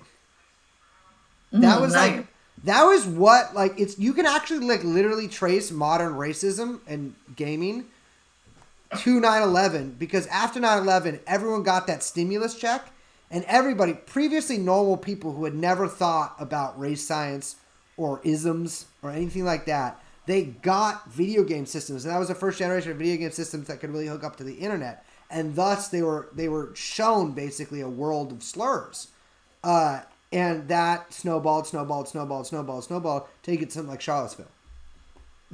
So there's a direct lineage there. That's called historical materialism. Absolutely. You know, I thought of something funny earlier today, Liz. Check this out. You know, I keep it Black Hundreds. What? The Black Hundreds, like the Orthodox, like kind of like monarch, like ultra right wing monarchist sect in Russia. Oh, I thought you said. I don't know. I didn't hear what you said. Thinking of that. Oh, one. like at 100? Yeah, like keep it 100. That's done, huh? Keep it 100. No one keeps it 100 anymore. I don't think people really say that. I'm gonna start keeping it 100. I've been keeping it 50, 60, pretty much my whole life. But after this, I'm keeping it 100. There will not be a day post COVID where I do not keep it 100. What are you? I don't know. What are you gonna read next? Well, I'm reading here. I'll grab it. So this is the book on the Bonapartes. It's called The Bonapartes. The 200-year biography of a family from its obscure origins in Corsica through its dazzling apotheoses in the person of the emperor to its present-day American, European, and American descendants. I very much like this book because it describes the psychic problems that all of our friends, the Bonapartes, had. We start off with Louis Bonaparte. We're talking Jerome Bonaparte in here. Pretty much, ooh, look at this. It was somewhat difficult to determine her appearance, for her state portraits were either flattering or rather badly drawn. She had a large jaw, the Habsburg lip, a nose somewhat too long, an excellent figure soon ruined by overeating, blonde hair, and a pink and white complexion. Her eyes were Saxon blue, but protuberant. The general effect was of a silly, shallow, vain, and ostentatious woman, willful, shy, awkward, reserved, yet at unexpected times gushy. She did not like babies, and the crime of lèse majesté was seldom from her mind. She was totally irresponsible, since life for her consisted of the proper forms at the proper times and nothing more. So the guy writing this book clearly hates every single member of the Bonaparte family. And he really, it's basically like one long insult to everybody. But once I finish that, I'm going to finish this. This is the Dennis Johnson book he put out before he died. Or I guess he wrote before he died. And so far, I read a couple chapters. I wasn't crazy about it. But I really like his book, Angel, I think it's called. I like pretty much everything he's written. It's good. But his ones that are like more like trying to be domestic, I'm not really a big fan. Reminds me of Raymond Carver. I fucking hate Raymond Carver. Why do you hate Raymond Carver? Are you kidding me? No, I'm just curious. Raymond Carver? Get out of here with that stuff. Boo-hoo. Boo-hoo. Anyone can, that's what I'm saying. All those guys, Charles Bukowski, Raymond Carver, anybody whose whole thing is that they're drunk, anybody can get drunk. Anybody can get drunk. Right? And so I need something more than that. Anybody can get drunk and not be able to love right. You need something more than that. It's I don't think I have any Raymond Carver. Yeah. Opinions on Schopenhauer. You ain't ready for that. That's another Patreon tier for you. I'm not talking about that. What? Schopenhauer. Oh. I don't know. What are the... Liz, do you like Columbo? It's appalling to use Raymond Carver and Bukowski's name in the same sentence. Sorry, both white dudes. Columbo the show? I guess so. Do you guys know Carson Binks? Yes, I do. Never ask me that question again. What? Someone watching our stream shouldn't ask me about Carson Binks. Of course I know Carson Binks. Opinions on Hunter Thompson? No. Why do people keep asking us about Baudrillard? Baudrillard? I don't know. Guys, I'm stupid. I literally didn't finish high school. I don't fucking know. I just read what... I'm in the cheap seats. Man. What? I don't want to talk about... I don't know. You don't want to talk about... But what do you want to talk about, baby? I don't know. What, are you just eating bonbons? Mm-hmm. I feel like we got to talk about something. Why isn't Tara Rita talked about story? We talked about that in the last episode. We could say it again. Sure. Go off. Yeah, go off. I mean, a couple things. One, Me Too is a political weapon that doesn't always work. Mm-hmm. See also Kavanaugh. They tried to Me Too him. That didn't work. Well, the thing is about Me Too is that there has to be some buy-in there from people, right? Like, with Kavanaugh, it didn't work because people were just like, I don't care, or like, I don't believe you. And like, you couldn't get past that. And you're basically going to see the same thing with Biden. It's like, okay, Me Too works if everybody agrees that it's like, if everybody sort of buys into it. It's worked for people's careers. Well, yeah, I'm saying it works for like, it hasn't worked on any, I haven't seen it work on any large stage. I mean, it didn't work against Trump. It didn't work against, do you know what I mean? That's what I'm saying is it works if there's like people were like Harvey Weinstein is bad for business because it's so like he's gone so far or whatever that we got to get him out. And so everyone was like, okay, this Me Too we accept it. But then like Woody Allen, it's like people kind of, and it's not a Me Too, but you know what I mean? Same sort of realm is like people mostly accept it. And so like he doesn't, Wonder Wheel or whatever doesn't get released. But with like Trump, exactly. Because people can just be like, I don't care. I just ignore it. And like, so it doesn't work. Like you can't get past a certain point with that. Yeah. I also think that like, I don't know if it's buy-in or I guess that's right. I mean, I think the Weinstein thing happened because it's like the people that get to make that decision are saying like, we can just sacrifice Harvey Weinstein. He becomes the sacrificial lamb for the injustices of Hollywood or whatever. not because like they all decided that they like wanted like Harvey out specifically. Do you know what I mean? Yeah, it becomes. But I also think it's like, and we said this on the podcast too, the thing with Biden is like, everyone kind of already thinks of him as this like creepy uncle. And they tried to do it, they tried to Me Too him with much less serious allegations at the beginning of the campaign. Remember where they were like, oh, he's sniffing girls' hair and he had to apologize. He came out and apologized, and then everyone was like, okay, it's fine. Exactly. Like, I don't think people remember that. It's like they tried like this. I'm not saying they tried, but like this was like a thing before, and it felt totally flat. Yeah. I mean, also, like, look, literally no network was covering it. Yeah, there's your answer too. Like, it's like I think a lot of people still buy into the basic premise is that like this is an even playing field and that we're all playing by the same rules, and like so the fact that like whatever MSNBC isn't covering this exposes their hypocrisy or whatever. It's like they're not being hypocrites. They're not being hypocrites. They don't care about like it's like they're just your enemy flat out. Like I think a lot of people don't understand. It's like liberals are your enemy. So like don't treat them like they're misguided friends or something. So like don't expect them to care about rape. They don't care about rape. They care about. Well, they would if it was Bernie Sanders. Oh yeah. Well, I saw there was a lot of rejoinders by the Biden crowd about this, like pointing to something about a woman being harassed in the Bernie Sanders campaign, being like, well, it's the same thing. It's like obviously, yeah. They don't care. And like, you're not going to like catch them. That's what they do is they like point out like, look, the Republicans are hypocrites. And guess what? That doesn't work for them either. So obviously there's a rape allegation against Biden that like should be pursued, right? Like that's the right thing to do, but don't expect to get like backup from like your enemies, I guess. Well, yeah, that's the thing. It's like, okay, it should be pursued by who? You're not in power. Yeah, exactly. So like, they're not going after one on their own. So you shouldn't try to, you can't play these kind of like you're saying, these like logic games against them. Yeah, absolutely.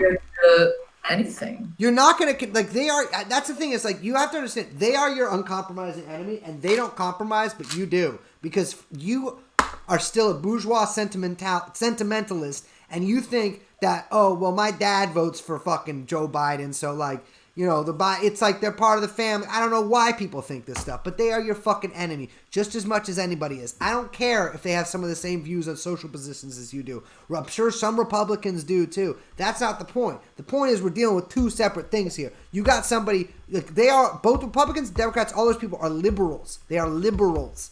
And we are illiberal. We do not like liberalism. In fact, it is our historical duty to destroy and supplant liberalism. So what you're doing, I don't know why you're trying to make peace or trying to think you're going to convince your world historical enemies, but it seems like a poor idea to me because it seems like you lose, motherfucker. Like it's ridiculous. Someone just brought up Chris Hayes. Chris Hayes invited me on his show in 2016. And I know secrets about that man. Oh, yes, you do. Yes, you do. If you're watching, Chris, we know. So give us your show. We know.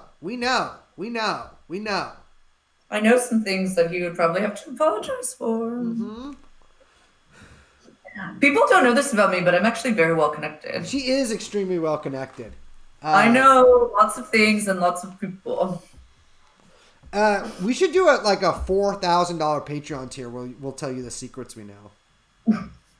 I think we know some good ones. Wait, we should give them to Enti. Did I ever tell you about the time I went to the Lemonheads show? Hold on, I'm out of focus again. You went with who? With Winona Ryder. You went with the Lemonheads with Winona Ryder? Yeah, and I went to her house first. It's fucking weird, dude. Wait, tell me about it.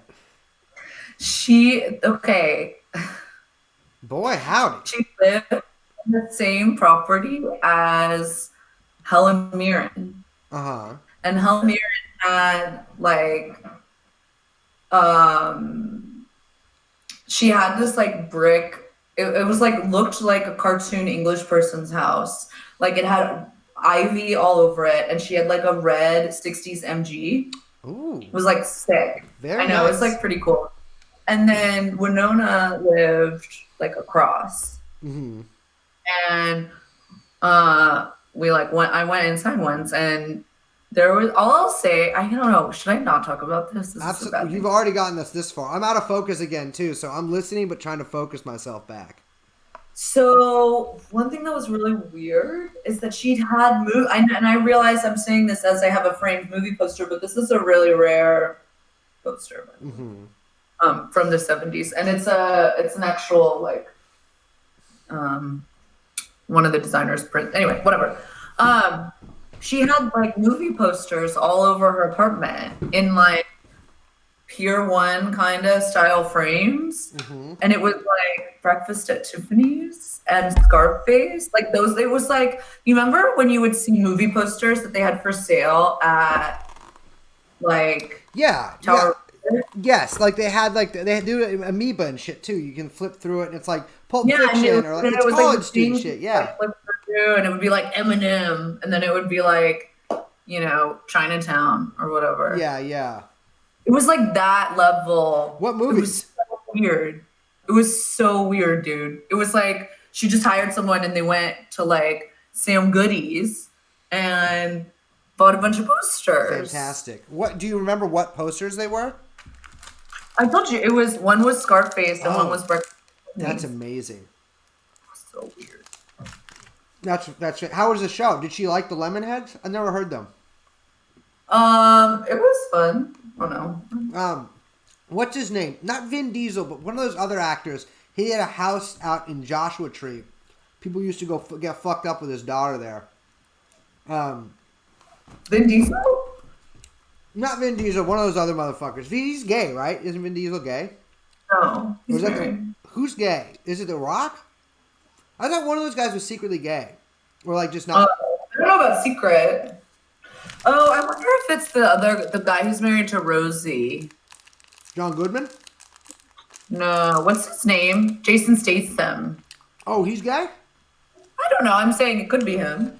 I gotta say, to all our gay listeners, you guys should go have sex with celebrities and tell me. That Travolta shit, I know we talked about it on another stream. Wait, did we? Maybe we didn't. Let's, Did I say? I don't You want to know say I- that because that was told to us in confidence, but that Travolta shit is muchos gracias. Yeah. Very funny. Chris I Murphy's think gay. no, did I tell you that? I think I told you this. Is that like my friend?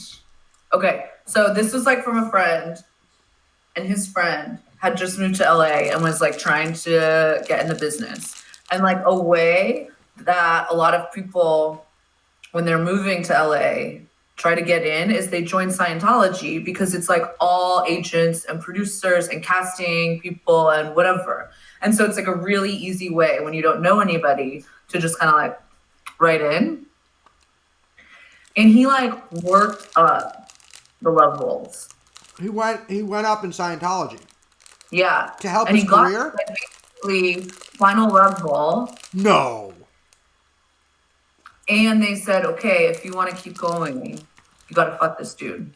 And it was, He wouldn't say but like that it was a very famous actor. that's either Tom Cruise or Travolta. That's what I think. But there's other Scientologists too. It's weird. I think a lot of people don't know. Like Scientology is like a real force. Remember when we were in LA? We Yeah. took that really long walk, and it was just like, oh, I here's used like. to live across the street from a Scientologist thing. Well, you told me about the brunch there, right? They call it the Mission. You told me about the brunch they have. That's at the Celebrity Center, yeah. And so private citizens can just go? Yeah, but you have to give them all your information. And that's the thing, is that they never like they'll have it like forever. They will bug you forever. They're like worse than the student loan people or whatever. They're like, they'll find you no matter where you go, they will always find you. And they take all, that's how they get you. So they take all your information and when you go to the brunch. So So wait, you can the French. Remember, do you recall Jeffrey Epstein's rape hacienda in New Mexico? Of course. Right near there, I think about 50 miles away, there is... You told me this. That. Oh, whoops. So, wait, can you do it again? Trementina base. What is it? I don't know, but I'm trying to make sure no one texts me while this is happening, so... It would just be their name. Alright, I'm just going to put my... Look at that, guys. Trementina base. You can see it from space.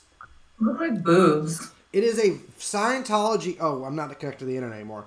It is a Scientology vault. According to CST, an entity formed to manage the Church of Scientology's copyright affairs, it provides storage space for an archiving project to preserve Scientology founder L. Ron Hubbard's writings, films, and recordings for future generations. They have been engraved on stainless steel tablets and encased in titanium capsules underground. The project began in the late 1980s. It's guarded by tight security, so that means there's guys down there with... Wow. And that's right next to Epstein's ranch in New Mexico. Like, right next to it. I'm out of focus again. This camera sucks. New Mexico sucks, man. One of the all-time worst states. All-time worst states. One time we were on tour, and we were supposed to play in New Mexico, and we just got to the town, and we were like, let's just not play. And we left, and the promoter got so mad at us. Because we'd played there before, and it sucked so bad. And we were like, I don't even know why we're doing this. Let's just go. I was also withdrawing from heroin, and I was all sick. So that could have something to do with it. Do not tour. Tell you this. Do not make the same mistake I do. If you're withdrawing from heroin, just get enough heroin for the tour. Don't think that's a good time to stop doing it. Not great. But Trementina Base is right near Epstein's mansion in New Mexico. Another thing that's near it is a center, a Catholic center called something like the Holy Heart or something like that. It's got a weird name. Where they send priests who, took the Eucharist a little too far. They send them out there and to, like, I don't know what they do. I honestly don't know what they do to them. It's like there's 2 centers like this in the entire world. And if you were caught diddling, you were getting sent to one of those 2 places. Where's the other one? I don't know. Probably Brazil. I was going to say Ireland. Ireland is actually the entirety of Ireland. Entirety of Ireland is the other center. It's Irish. It's all of them. Yeah, but it's the the Irish influence. That's No one can see, like, and there's pop-ups on my screen. You guys can't see that, right?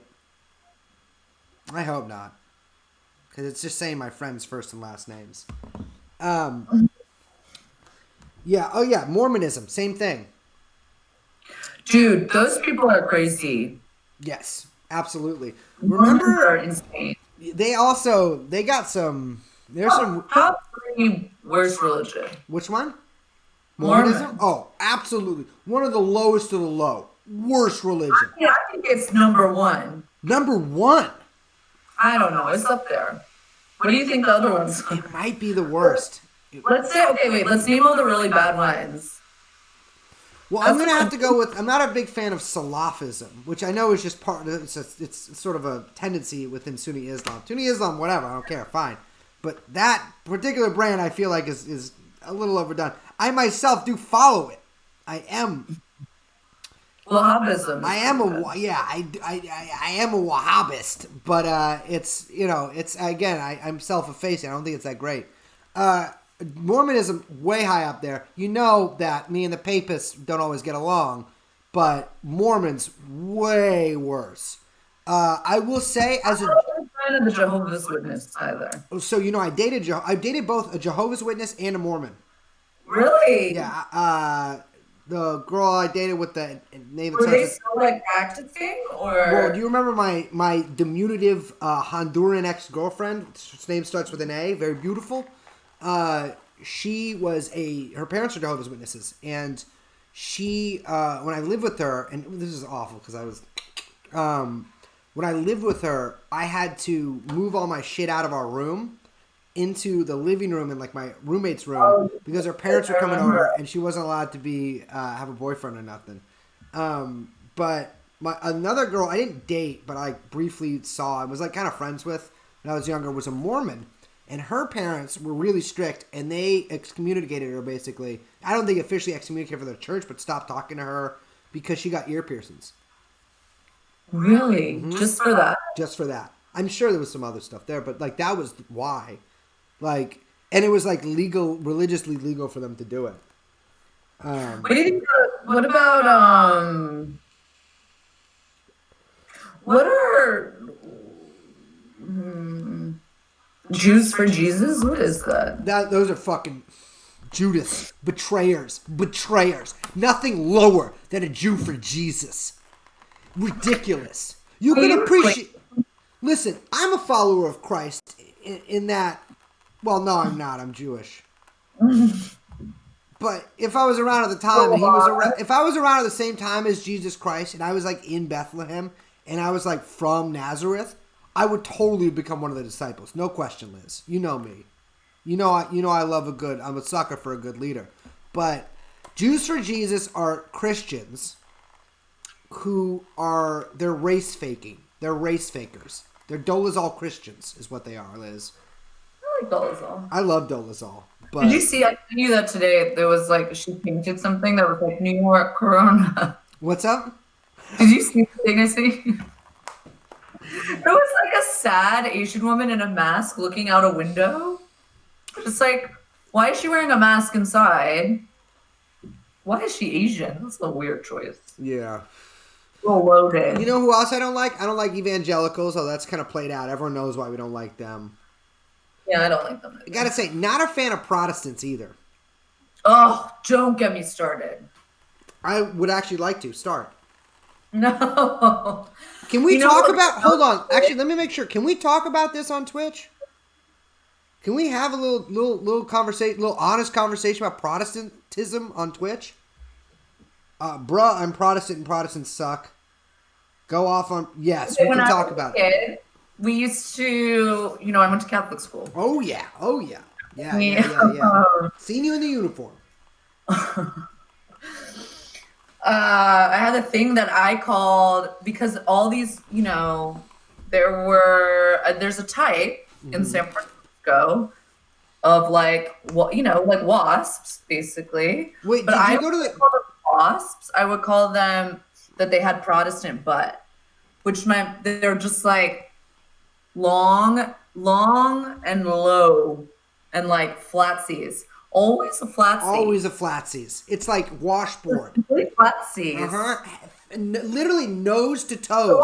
Because they're always working with their dumb ethic. The first girl I ever kissed went to Sacred Heart. That's not where I went. I know that's not where you went. We're not going to talk about where you went. There's a lot of Catholic schools in San Francisco. You guys won't find out. I remember the first time I ever Mercy. I don't even know how to explain how I heard about Mercy cows. But yeah. What are Anglicans? What are Anglicans? Are those Protestants? I never understood. Those Catholics, but English? They're like Catholics, but they like can divorce? From the Catholic Church. And they can divorce, right? Like that's like their big thing. Because Henry VIII. Anglicans are kind of, I don't really get the point of it, I'll be honest with you. Like it doesn't really make a lot of sense to me. Sorry, my whole Oh my god, I talked about Mercy too. Someone said that. What someone said about Mercy? Mercy's closed now? Oh, I know. Because of HPV. Yeah, but I didn't go there, okay? Go off on Hassidism? Listen, alright, yeah, I should get to my favorite subject here. The sons of Yaqub, or my people, the Jews. I'll tell you what. It's long been discussed, all the different kinds of Jews. I recently had to explain this to people. There's book Jews, there's money Jews, there's other kinds of Jews too, but everything's basically a subset of that. Hasids and Hasidism are not... You gotta just think of them like urban Amish, but mean, right? They're so mean. I think I talked about this before, but I was with a Goyisher, a woman, a very tall woman, in New York, and they could tell that I was Jewish and she was, and they threw money at her after she was buying something, but they threw the change at her. I do not like Hasids. I do not. But also respect for Hasids, because they're like they're Jews they're ascetic because they cut themselves off from our people's usual callings of getting money or managing musical artists. And they're just like, we want no part of that world. We're going all for the spirit, baby. We're going to make our women wear wigs. We're going to dress old-timey. It's much respect for them. They are also all fucking insane. I like them, but I dislike them at the same time. Coin hose. Zionist isn't a religion. No. Yeah. No nationalism. Yeah. It's just like, what's the best religion? Shia. For sure, Shia. I would say Judaism is likely the best because it's the only religion that believes in the right God. So I would still have to go with Judaism is because it's the correct one. Zoroastrianism is funny. When I was in Syria, there there's like a sort of like fake Zoroastrian revival among some people there, and I was like, buddy, what's it mean? What's a Zoroastrian? Like, what do you believe in? And the guy was just like, I don't know. We like fire, and I was like, you got to give me more than that. He's like, I'll tell you what. Didn't really study it that much, but I feel like I'm a Zoroastrian. I was like, respect for that. Respect for that. He's dead now. Yeah. But he was, it's Yazidis are pretty cool too. I met Yazidi gangsters at one point. They had little acorns tattooed. Paganism, don't get me started on that. I will say this is a 100% anti-demon podcast. 100%. No, pagans never trust a pagan. Oh no. They'll make a spell out of you. I'll tell you what, don't fuck with witches. I'm saying this. Do not mess around with that stuff. Also, it's over, okay? How many, we got to do a whole decade where every girl suddenly, it's like, are we all still into this? We're still doing magic crystals? It's like, you guys don't even know what you're talking about. I would say... Serious people know what they're talking about, and that's okay. But there's too many Urban Outfitters, little cosplayers out there.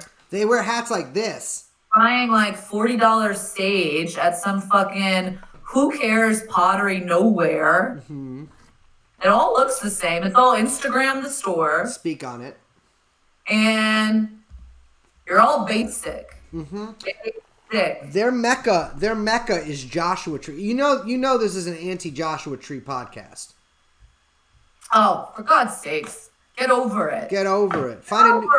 Go to 29 Palms. Join the Marine Corps. You really want to spend some time in the desert? Liz, we should join the Marines.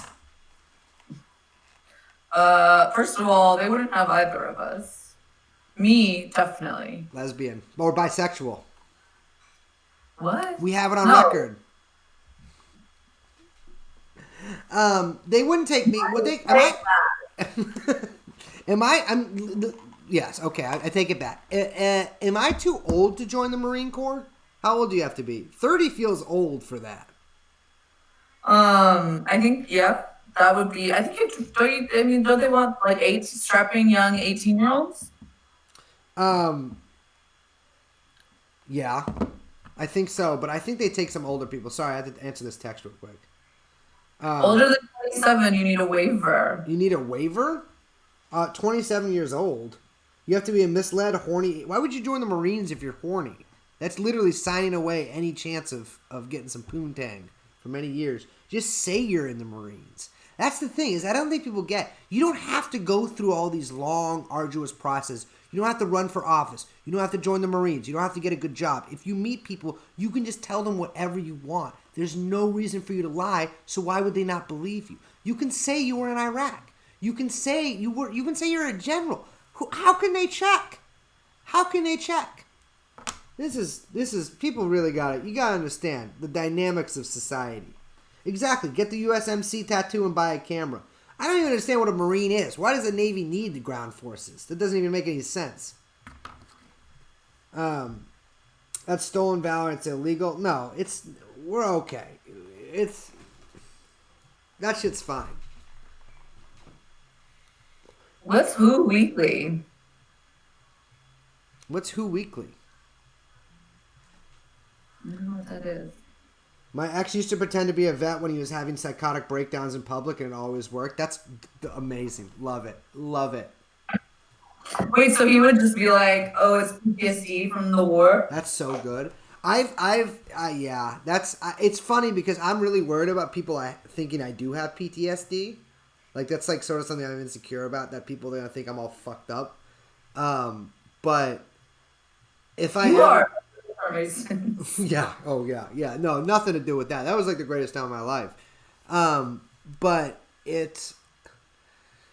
if I did have a mental breakdown, which I plan on doing at about day 45 of quarantine, I'm definitely going to be like, oh yeah, it's because I saw a guy get his balls blown off. I've never seen you have a breakdown. It's very difficult to get me to have a breakdown. I can do it for sure, but it's very difficult. I just have a high threshold, but then I'll break down if you want me to. I can do it right now. Look at me. No, you won't do it. I can't do You're it. just acting. Talk about Neon Genesis Evangelion. I don't know what that is. People were talking. That's just like something people talked about on the internet for a little while. Is it an anime? I think so. It's an anime.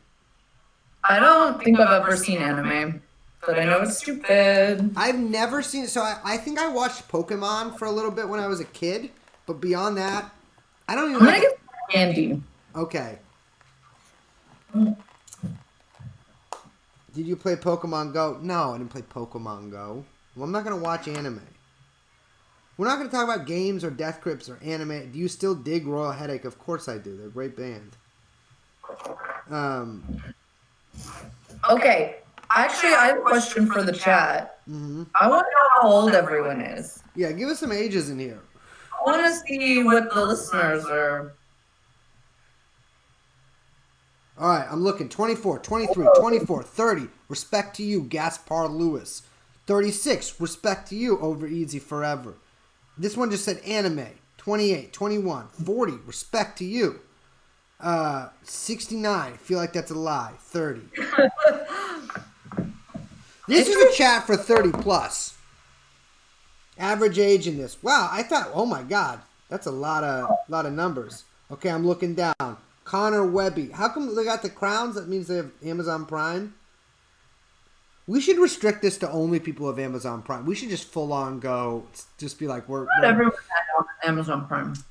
I guess some people don't. I live in a house with 4 35-year-olds. Get them to watch us. Do you love Leonard Skinner? No, they suck. Respect to you, Eleanor McKenzie, for being 20. What is up with... What is that? I still haven't figured out what... Why do people... I don't... What? The internet really confuses me. I thought I knew, and then these past 2 years, it just really flew past me. I wasn't paying attention to something.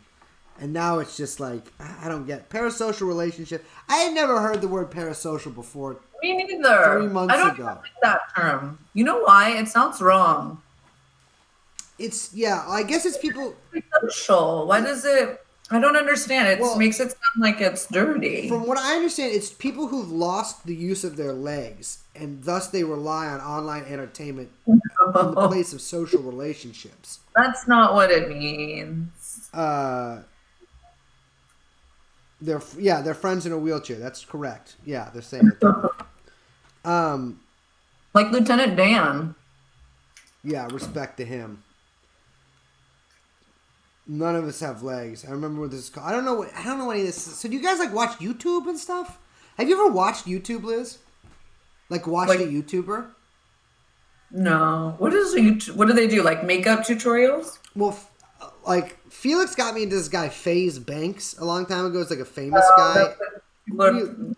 Really, I got really into that for a second. Not like I liked it. Why did you get into it? I'm just like, this is just a glimpse into like another world. So there's all these different houses of like young. It's like the real world, but you film it. I mean, you don't really film it yourself. I'm sure they have teams, but it's like the real world, but told from your perspective. And they like fight with each other and fuck each other's girlfriends and play video. I think their job is ostensibly they're gamers professionally, but then they also are like rappers. And then there's like, some of them are like, they do pranks. They're like really big into pranking is back, Liz. My God, is pranking back. By the way, the doctor called. You have a week to live. That's a terrible prank. What's up, everybody? I am FaZe Brace here. I am hanging out in the, they call this the Fortnite Delight Pad. I'm out here with my buddy Frankie Asian and Woman and I got my dogs. And, I'm out here. See, that's the thing. I don't know. I can't do it. And there's PewDiePie. I don't get what he is. He's like another gamer. He was a Nazi. I thought so too, but then he wasn't. But I think he kind of. I'll tell you what. That's definitely a Nazi. Anybody who spends that much time on the computer is a Nazi, right? That's a good point. If you look in your little iPhone and your screen time says over 1 hour a day, that means you are practically a dues paid member. You are on your phone a lot. Right now, absolutely. So we don't way to insult your viewer base. What? I thought that was like a compliment on the internet. Sorry. You know what you guys should read is some Heinrich Boll. No. You should no. He's not a Nazi. He was he technically was in the Wehrmacht, but he wasn't. He was not for it. This guy. We were having Red Kahina on, Brace. This guy, Gunter Grass, right here. Get him in focus. Gunter Grass. He wrote The Tin Drum, but he wrote a bunch of other books. He was cool because he was against the reunification of Germany. He was against it.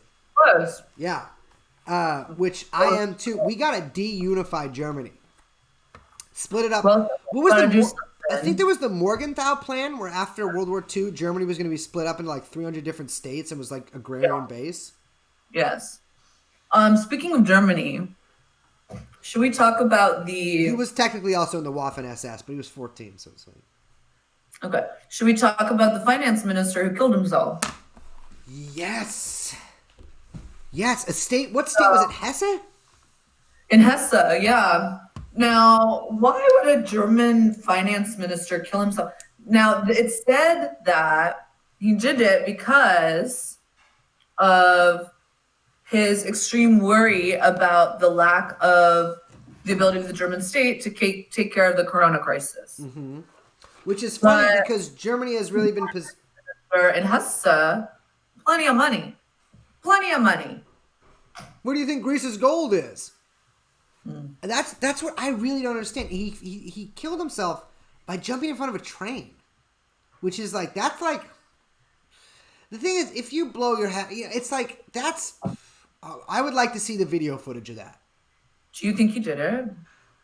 I mean, I know he's dead. Do I know if he killed himself? That's the thing is, with all this stuff, is you don't know that he killed himself. What's even weirder is that Germany has one of the lowest fatality rates. Oh, yeah. No, it's way at the bottom, right? It's near Japan. Which is really strange. Why would he be worried if...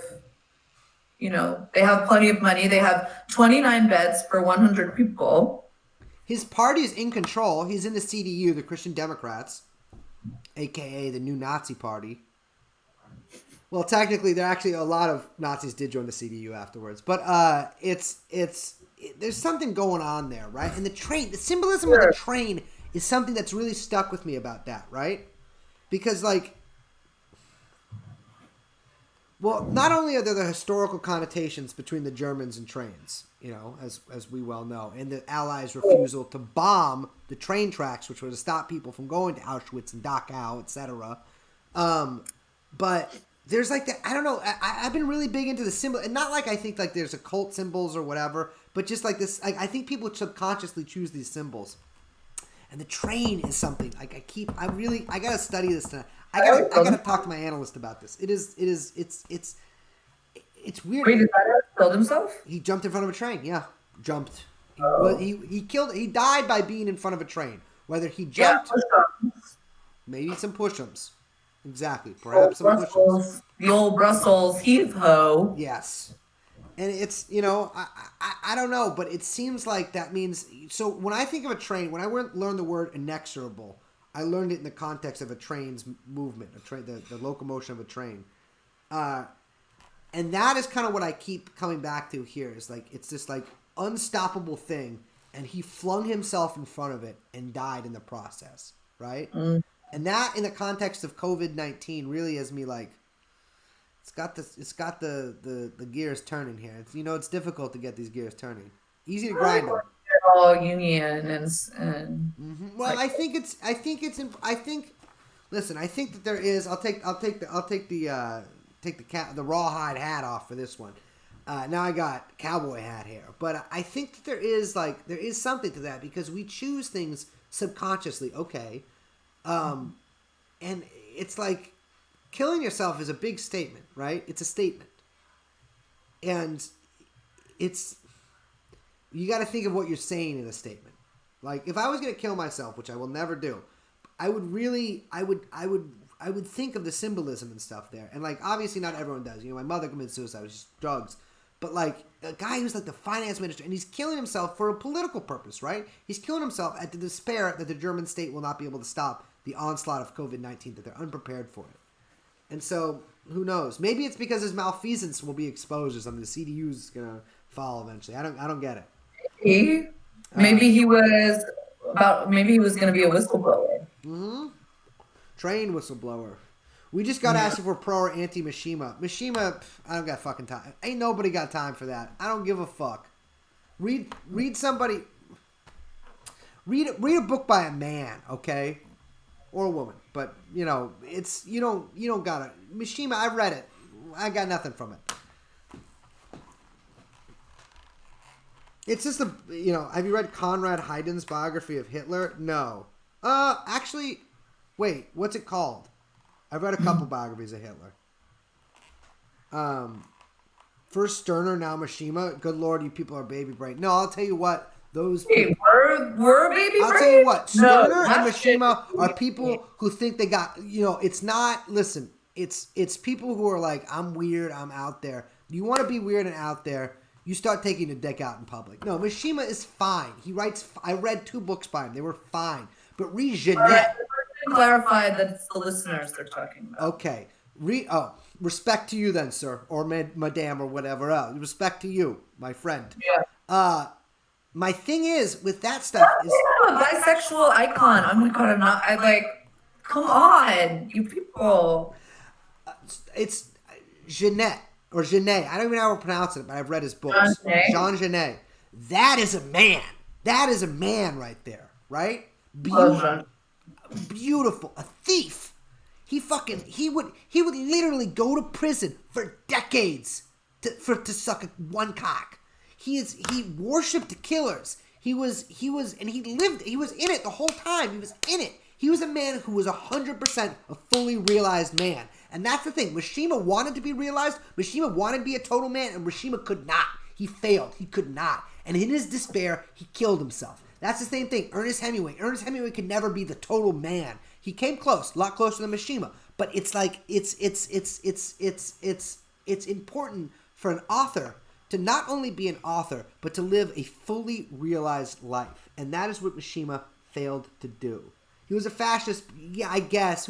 It doesn't even really matter that he was just like a guy who thought that it was like a delusion. He thought the emperor was something. Anybody who likes emperors or traffics and kings or something like that, those people are all deranged. And his derangement led him down some strange avenues. He could have been, if he kept with it, he could have been something, but he couldn't. He failed. That's what he is. He's a failure. And like Trump, I don't like failures.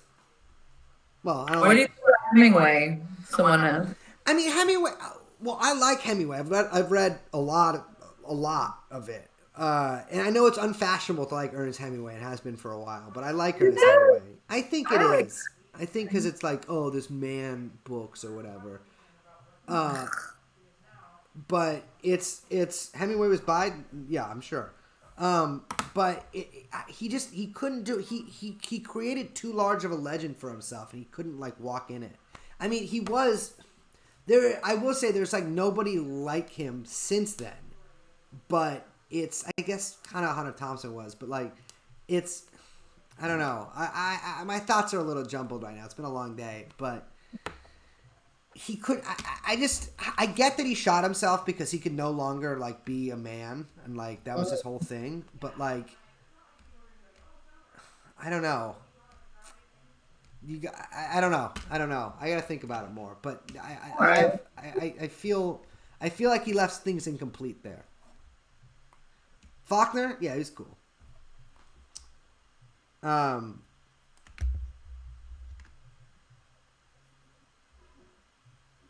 Hemingway was gaslit. Respect to that. Homage to Catalonia. I read it a long time ago. Fucking who gives a fuck? Got shot in the throat. Respect for that. Everything else.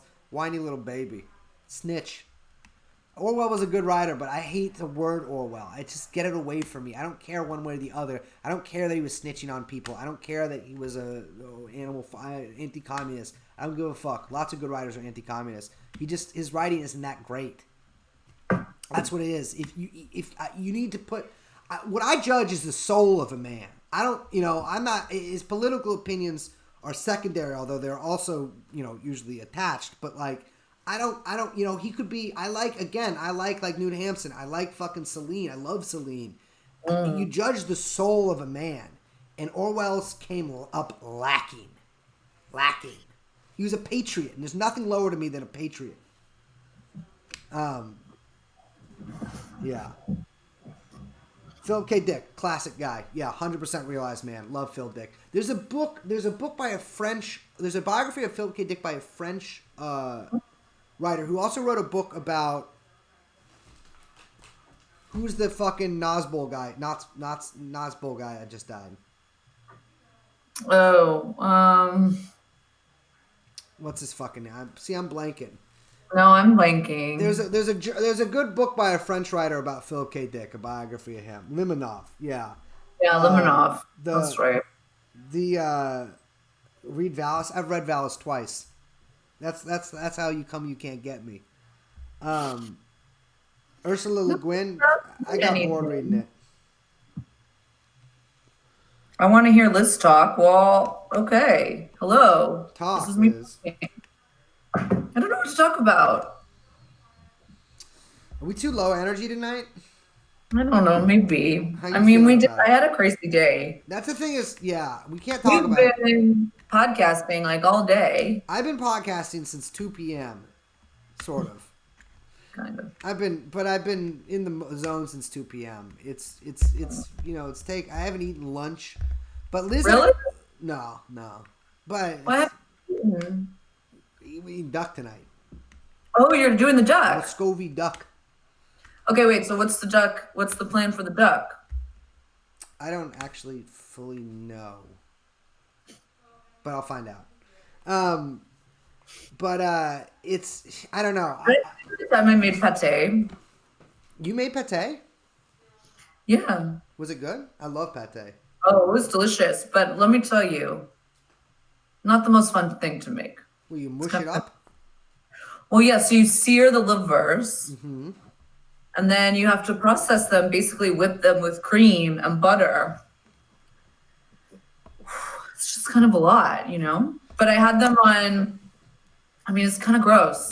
Like, you're like, okay, I'm whipping organ meat with heavy cream. Fellas, who among us hasn't whipped some organ meat with some heavy cream? I'm sorry, but you left me no choice with that one. Gross. You left me no choice with that one. What am I supposed to do? Am I supposed to leave that on the table? Yes. I can't leave it on the table. Okay. But I had them on with some really nice brioche toast with bunch of different pickles that I made. Pickled beets, red onions, some dill. Uh-huh. Eastern European style. Delicious. What'd you do with the rest of the duck? No, I just got the livers. Oh, you just got the livers. Mm-hmm. I'll tell you what, it's I was chicken liver, not duck liver. one thing about Eastern Europe is when we went there, the fucking, I gotta say, caviar, I get it. Oh, it's amazing. It's amazing. I love and it's caviar. cheap there. You can just eat it. You can get it like the store. It's like $5. I usually have some. I don't know if I have any right now. I usually keep it at home. It's delicious. I respect any culture that eats a lot of caviar. But when the common people eat caviar. I mean, it's like I love a good look, when I was in Poland, pickled herring. That's the big thing. That's like family. That's like a, The pickled herring with the vodka. Do you know For the some Do you know the reasons. Banya, the like Russian spa in San Francisco? Yeah. Only time I went there, there was all these old fat Russian guys dropping shirtless in towels, dropping pickled herrings into their mouths. That's I gotta say, if you're eating little fishies, you gotta lean back and drop it in like that. Classic way to eat. Classic. I don't. Do you eat? I eat a lot of sardines. Do you eat a lot of sardines? I No, I do not. I have my No. fill of sardines. I have PTSD from sardines, basically. I didn't eat for like 3 days over there.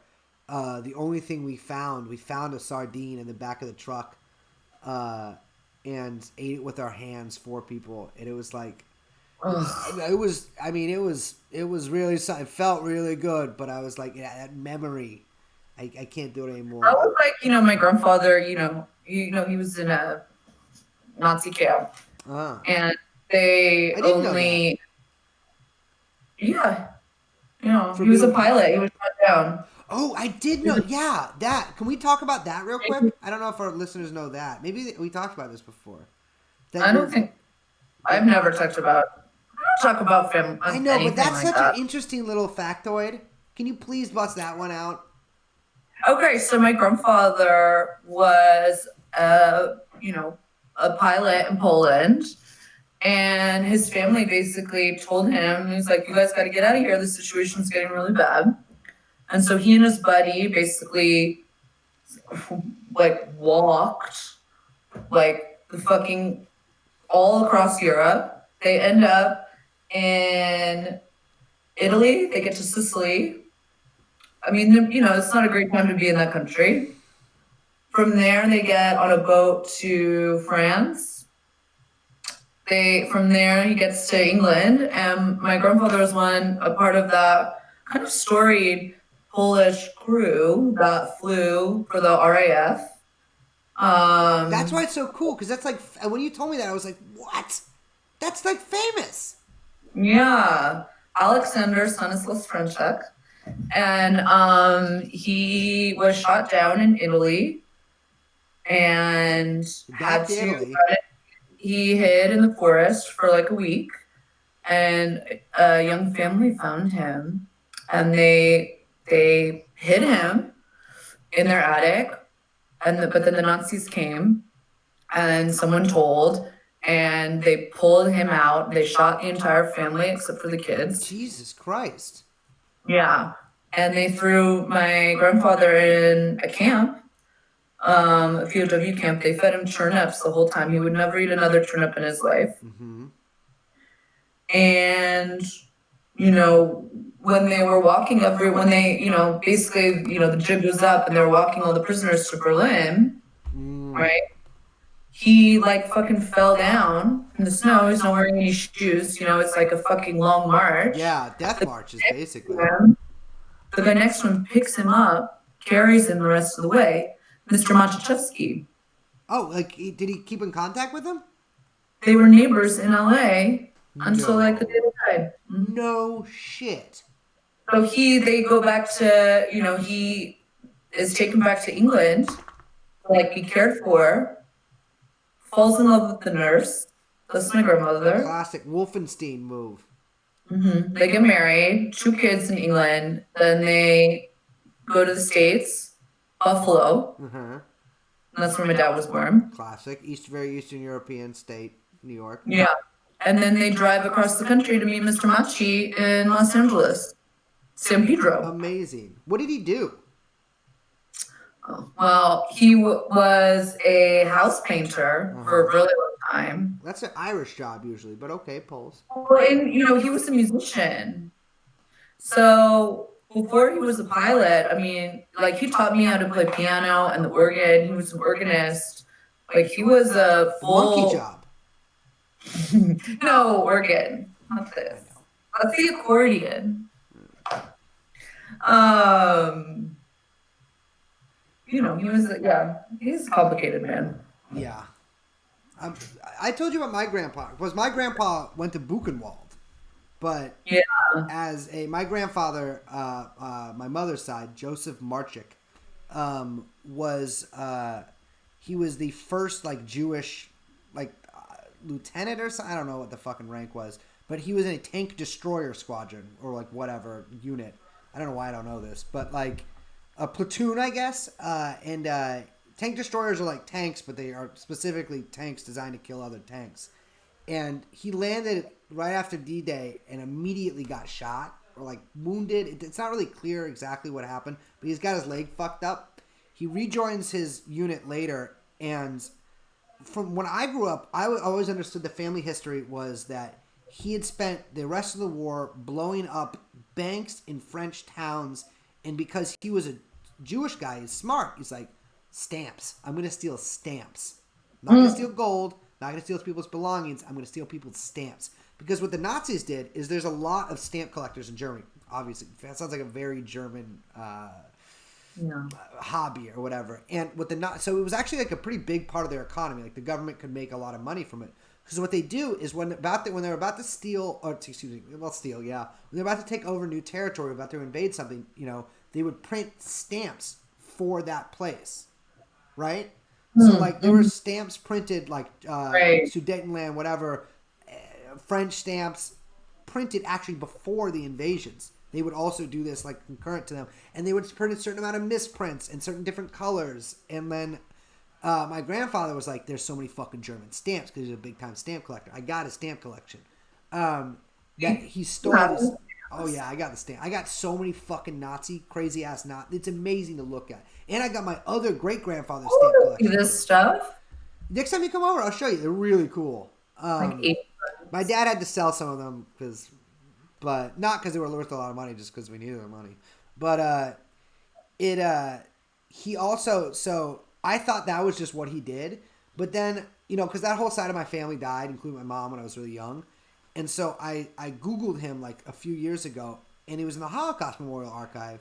And it turns out that he was at the liberation. They think it's Buchenwald, like the Holocaust Memorial is like unclear where it is, but he's in a camp wearing his uniform. He's this big Jewy motherfucker, and he's like with all these prisoners, and they're all smiling. The prisoner's wearing his helmet, and there's correspondence between him and this prisoner.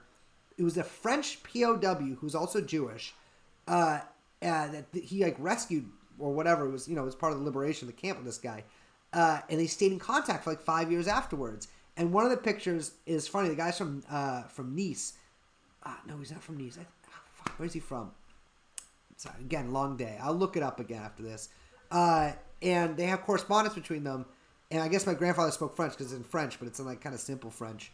And the guy wrote at one point, he draws a little Star of David on his own. He sends a grandfather a picture, draws a little Star of David on it. And the right back wrote, "To mine best friend." Like but German, to mine best friend. But I really want to find that guy's like family or something. Oh, the Italians? The Italian family contacted my family like last year. Damn. What's up with them? What's up? Tell me about them. I don't know. I don't know if my Polish, like my family that's in Poland, maybe they. I don't know if they met up or not, but I think she contacted my aunt, actually, my dad's sister. But by she, I mean, I think it was like I don't know if it was the daughter or this would have been the grandmother. Yeah. But yeah, because they left the kids, but it was like everyone else was. Which is just, it's totally insane. That's totally you guys got to talk to those guys. I know. There would be no TrueAnon without these people. I gotta find out about all of this. I got it too because my dad went with my grandfather to England when they did like a big, like he got like all these medals and they had like a big thing. It was like a 90. I don't know, maybe like 96 or 97, maybe. Well, the Polish fighter pilots were like the best pilots at one point, I think. Which is funny because it's crazy because the Polish Navy actually they had screen doors on their submarines. The Polish fighter pilots were very good. That's and like the story. It's a very storied like squadron or whatever. That's. I know. I feel like there should be a movie, but they never make movies about Polish people. No, they don't. Well, Three Stooges. I feel like that's Polish. That's Polish. I can say this because my family's from the little borderlands. You love making fun of Polish people. Well, Polish people have not always been so kind to the to members of the tribe. Even though Poles are one of the lost tribes of Israel. That's the thing is, black Israelites have it wrong. They're thinking of Poles. Poles are Jews. Like, the First International, a lot of Polish nationalists. That's all I'm going to say. The First International? Mm-hmm. Well, it's funny because what's his fucking name? I can't remember his name. God damn it. Poludsky. That was the cause of a lot of people. It wasn't Poludsky or whatever. It was the guy before that. He was a socialist before he became a nationalist. Can someone remind me of who he was? Not Poludsky. The guy before that, I think, who started the modern Polish state. He was a socialist, and then he just became a nationalist because he was like, I went with the train, I went past the socialism station and went to the end or whatever. But Poland had a difficult history of proud people. It's crazy because Warsaw was like this very hoity-toity and like it was the Eastern Paris or whatever. People love calling something the Paris of somewhere else. And then World War II just. I know. There's some TV show now about like Poland. You've never been, have you? What's up? You've never been, have you? Moldova and Ukraine, never Poland. Oh my God, it's awful. I'm a little scared. Yeah, I went when it wasn't. PIS wasn't as crazy as they are now. Yeah. I would actually be more scared to go to like Estonia or Latvia or something. Ukraine was a little dicey too. I talked about that before. Or like Bulgaria. Yeah, Bulgaria. Well, they killed the Pope. You know about that? There's a book I just got called The Bulgarian Connection because that Grey Wolf guy who shot I can't remember what the Pope's name was, but the Western intelligence services tried to blame it on Bulgaria. Yeah. It's which is very funny because it's like, come on. I love like the someone asked me if I like John le Carré earlier. I love John le Carré, which is very funny because I am of course on the opposite side of the arrangement. But I feel like he's a man with a lot of soul. Again, I respect someone with a lot of soul. Plus, he is for his genre a very beautiful writer. If you're bored and like feeling a little wistful, the BBC radio plays of the Smiley stuff. Get those on Audible. Very good to listen to. That's great. Very soothing. I was just thinking. I feel like I was like meant to live in 1970s like Soviet Europe. That is like my aesthetic to a T. You would be so wonderful in Prague. Wonderful. I would like 78 to 82, like that fucking time. Yeah. That's like my prime. Yeah. Just in like synth and like weird synth bands and shit. Do I got the thing right here? My friend, I told you about this before. My friend Kevin DeBro, his parents moved to the Soviet Union in 1989, I want to say, to sell medical equipment. And they moved to Siberia. And he became friends with all these people in these punk bands, this band Civil Defense. Oh, yeah. And now he collects Eastern Europe, or excuse me, like Eastern Bloc, I guess, and Yugoslavian punk records. And there's quite a lot of, the Polish government put out a Dead Kennedys record in 1986, which is very funny to me. But yeah, it's Laibach, no. I think disgraced rapper Kool AD's grandmother was a lead propagandist of the Bulgarian Pope assassination conspiracy theory. That's very good to hear. Bosnia, yeah, Yugoslavian punk extremely rocks. Dan Beckner's real into that shit. The term deep state originated in Turkey. Dude, I wish... The problem is, I want to...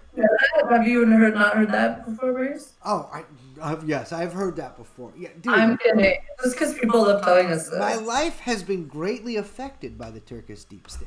In fact, many people I know have died because of the Turkish deep state. But now it's. Remember the coup? The coup in Turkey, like 2 years, not 2 years ago. I guess it was like 4 years ago. Coup? Yeah, the failed coup. That was such a wild thing to see. Just one jet that go on? Like 2 24 nights? hours. I think 20 basically was over the first night, but people kept fighting because they were like, "Fuck it, I'm gonna go to prison. Might as well." But like, there was just one jet flying over Ankara, and it just like hit a couple buildings, and like, and then Erdogan called from his phone. He FaceTimed in and be like, "I'm good. Everything's cool." Totally weird. Awful coup. One of the worst coups in. Get out. Not of a here. great coup. Yeah. Well, it didn't work. It didn't work. And the thing is, if your coup doesn't work, then you're not ready to rule.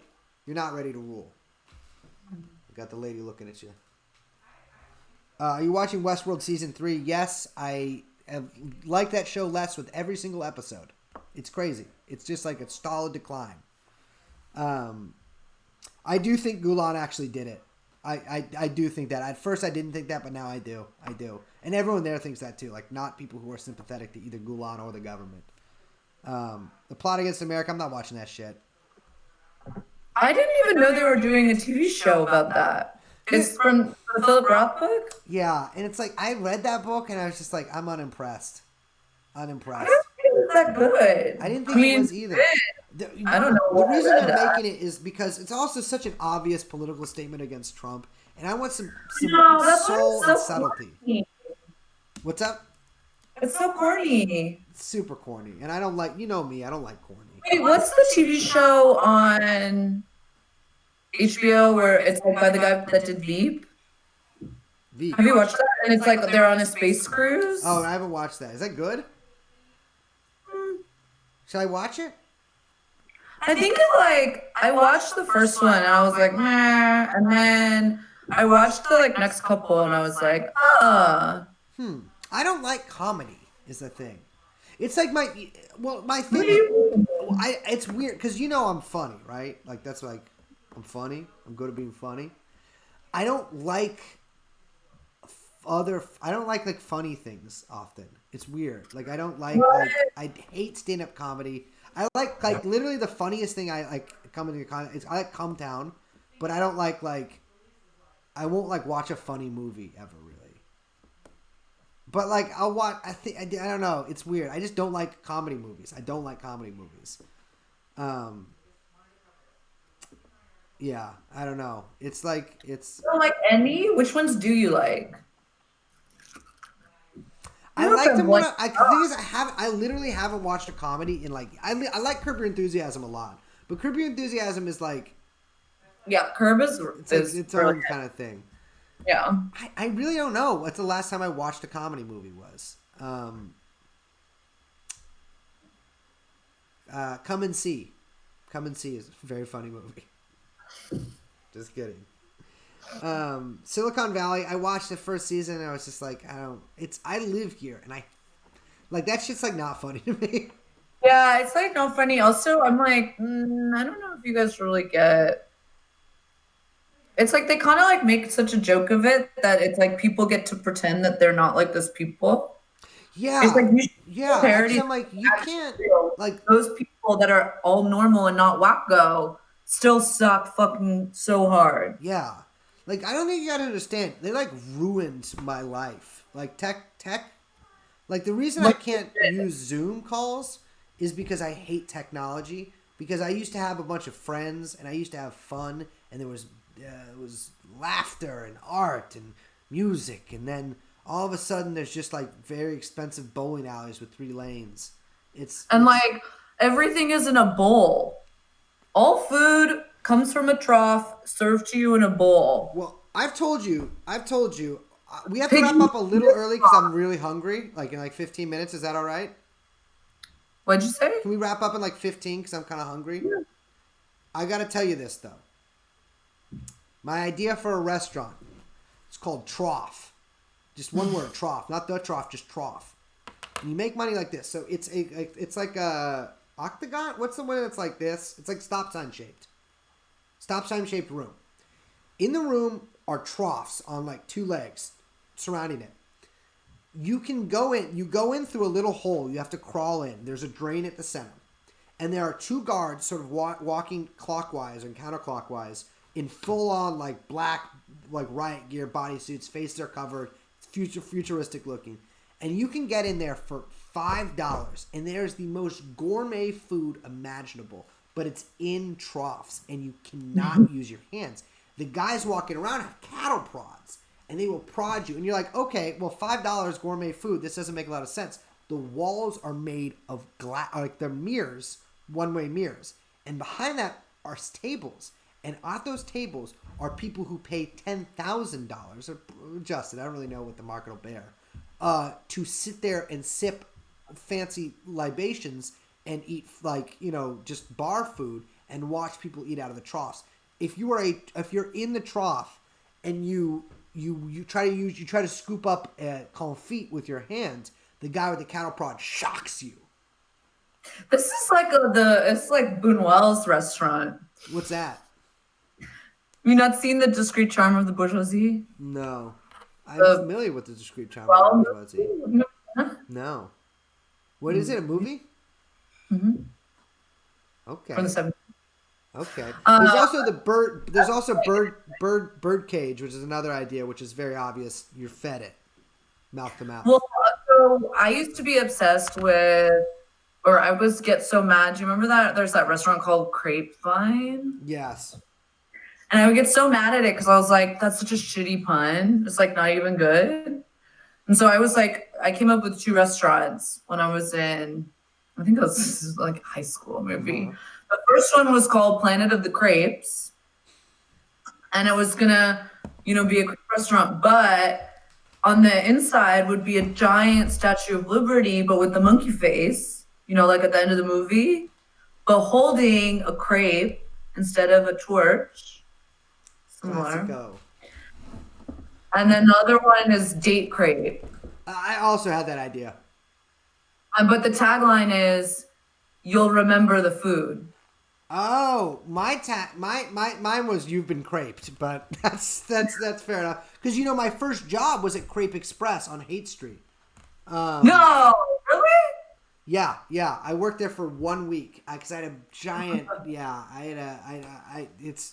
I was not good at it. I'd never heard of a crepe before, and I got hired to work there. Wow, that's such a thing. Crepes were huge, huge.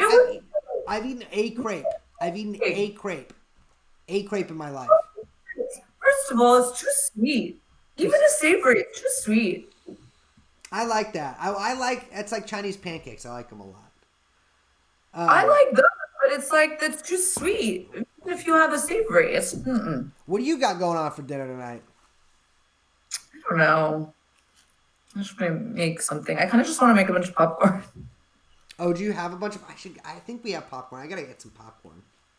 I mean, I just do it old-timey style. Like I just do it in like a Dutch oven. That's a real thing? Kernels. Wait, Dutch oven's real? I literally thought Dutch oven was just a prank. It's like a Cleveland steamer or something. It's just like a name for a prank thing. No. Does that mean... It's like a, a big lidded heavy cast iron pot. I should have said earlier, I'd like to do some discreet harm to the bourgeoisie. Get it? That's corny. It's so corny. That's like, the thing is, all this shit. That's my post guillotine gift. That's my fucking thing I hate most about the internet is I have to see people who like ostensibly the same things I like or believe the same things I believe, but they do it in the fucking corniest way. It's like, you don't have to be like Simple Simon fucking, it's like, here's the thing. Don't point a gun at someone unless you're going to shoot them. Don't post a guillotine unless you're literally about to cut someone's head off in a video because you're an ISIS. Like, it's like, that's the thing. Is like, there's so much. Remember the PDX Stand with Rojava video? I didn't want, dude, fucking don't ever mention that again. That was one of the worst things I've ever seen in my entire. That almost made me join the Turkish army. Unless, to my Kurdish friends watching this, if you are watching, I'm just joking. I would never do that.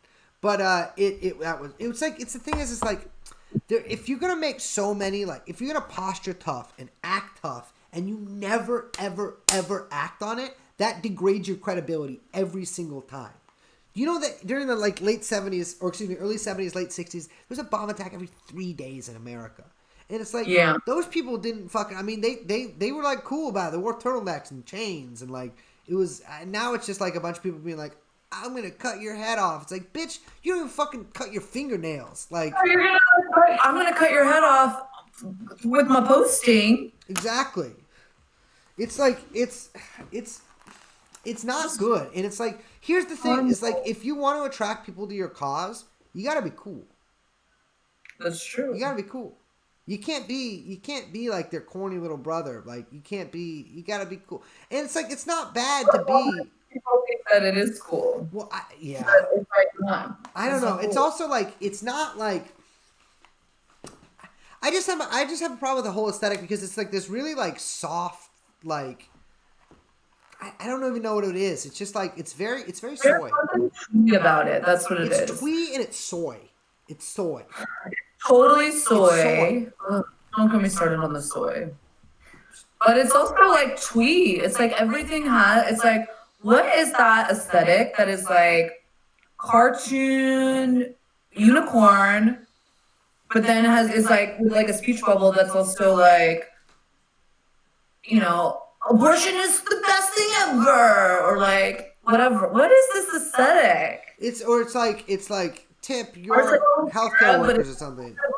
Like kill all landlords, but it's like cutesy. It's like, bitch, you're literally about to pay rent. It's like total like weird Tumblr shit. That's the thing. It's like it's I'm like, also just like don't talk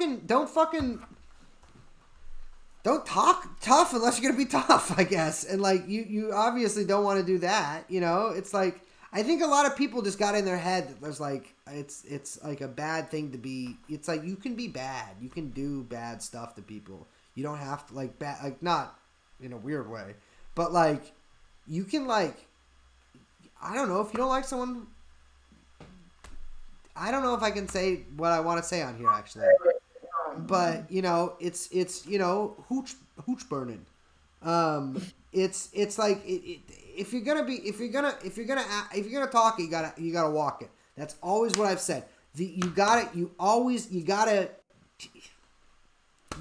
it. You gotta walk it. And it's like do a lighthearted peaceful protest in front of someone. But it's like how many times do you remember the image of the Austin Red Guards in fucking Austin, Texas, getting beat up while holding loaded fucking rifles? It was one of the most pathetic things I've ever seen in my entire life. Literally getting pounded. Oh, they are. I do actually like literally think they are cops. Yeah, I know that's like a meme or whatever, but like I actually do think they are. It makes total sense. It's I don't know. It's like learn how to fucking. I don't know. You don't gotta be like Rambo or nothing, but it's just like don't talk shit unless you're gonna do it. It's super cringe if you're like acting all Rambo, but you aren't Rambo. Or like if you're like twee Rambo. It's the thing. It's like the twee Rambo. It's like buddy. You know. It's like you're stuck in a Wes Anderson movie, but they don't realize it. Yeah, it's awful. I don't know. It's. I'll tell you what. Man up. Yeah, that's my advice no more for guys like that. Cartoons.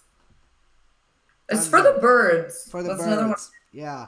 No. 2021. You're on the left wing. We're getting pussy.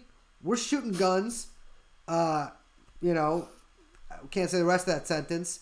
We're locked in our houses. We're going crazy. Here's the thing. I think for a long time, I think people really believe that like. You know, we'll just be in this like weird holding pattern forever, and we can have these protests and like fuck Nancy Pelosi and stuff, and you don't actually have to do anything. But now history is on the move, and if you're not moving with it, like if you don't get with it, then you're fucking in the dust, baby. You're behind us. I'm leaving you in the past. We're entering a new phase, and I think people got to understand that. I think a lot of people think they gotta talk phase 2, but they're not gonna be phase 2. And phase 2 is coming. Phase 2 is coming. I'm at phase 2. Phase 2 is coming. Are you coming with us? Or are you staying in phase 1? Because if you stay in phase 1, you're food for the sharks, baby. I got nothing to help. I can't help you. I mean, baby, Liz, you know we're going. What? We're getting phase with the 2? program. What? We're getting with the program. The program is phase 2. I know, it's true. No one's there yet. You gotta give them time. They gotta let go of all of this shit. They got some baggage. And I think people think phase 2 is just buying like a rifle or something, but no, phase two is internal, man. It's phase 2 is when the mind meets the soul. And you start jumbling around, shaking it. It's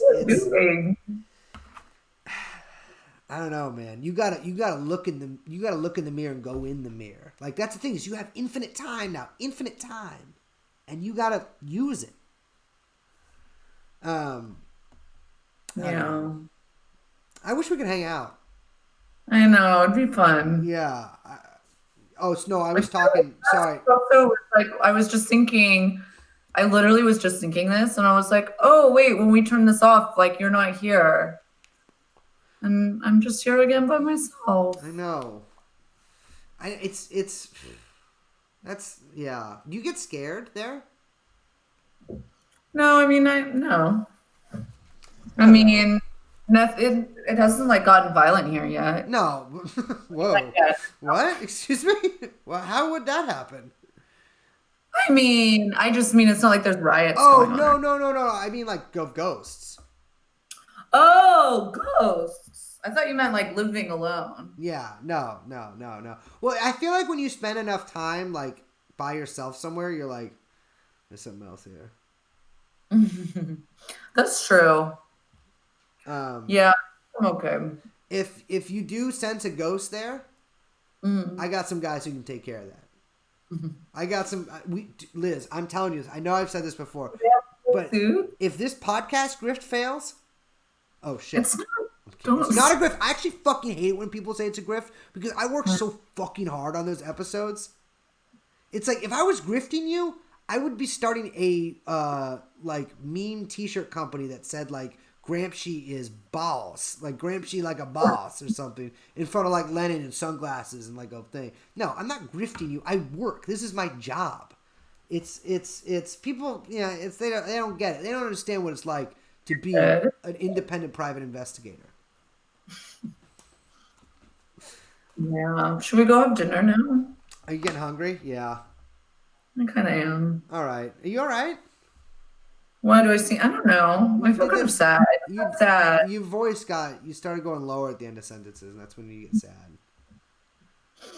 I just got sad. I'm tired of being alone here. Yeah. Well, let's video chat tomorrow. Off stream. Yeah. Off the record. Have you been doing that? Have you been like talking to people video chat? Yeah. It helps, but it's weird. It's like a weird facsimile that like. Yeah, I know. I was talking to my friend about this, and he said, he was like, it's so weird. Like, we're all just watchers now. Mm-hmm. I thought that was such an interesting way to put it. It's like, we don't even interact with each other. We're all just watching each other, who are all watching each other. There's no, like, even people performing are watching. Like, right now I'm watching, you know what I mean? Like, it's just so flat and like, I don't know. It's like this it's weird because it's the full acceleration of the American dream. Now we're all on the TV. Everybody's on the TV star. Even with your friends. Co-host president. Damn. That's fucked up. Totally is the end of the American century, isn't it? That's amazing, dude. We gotta learn Chinese. I know there's different dialects. You learn one, I'll learn the other. No, I don't want to be premature. I think it'd be, but it happens a lot. I think you're so proud of that one. That did make me genuinely smile.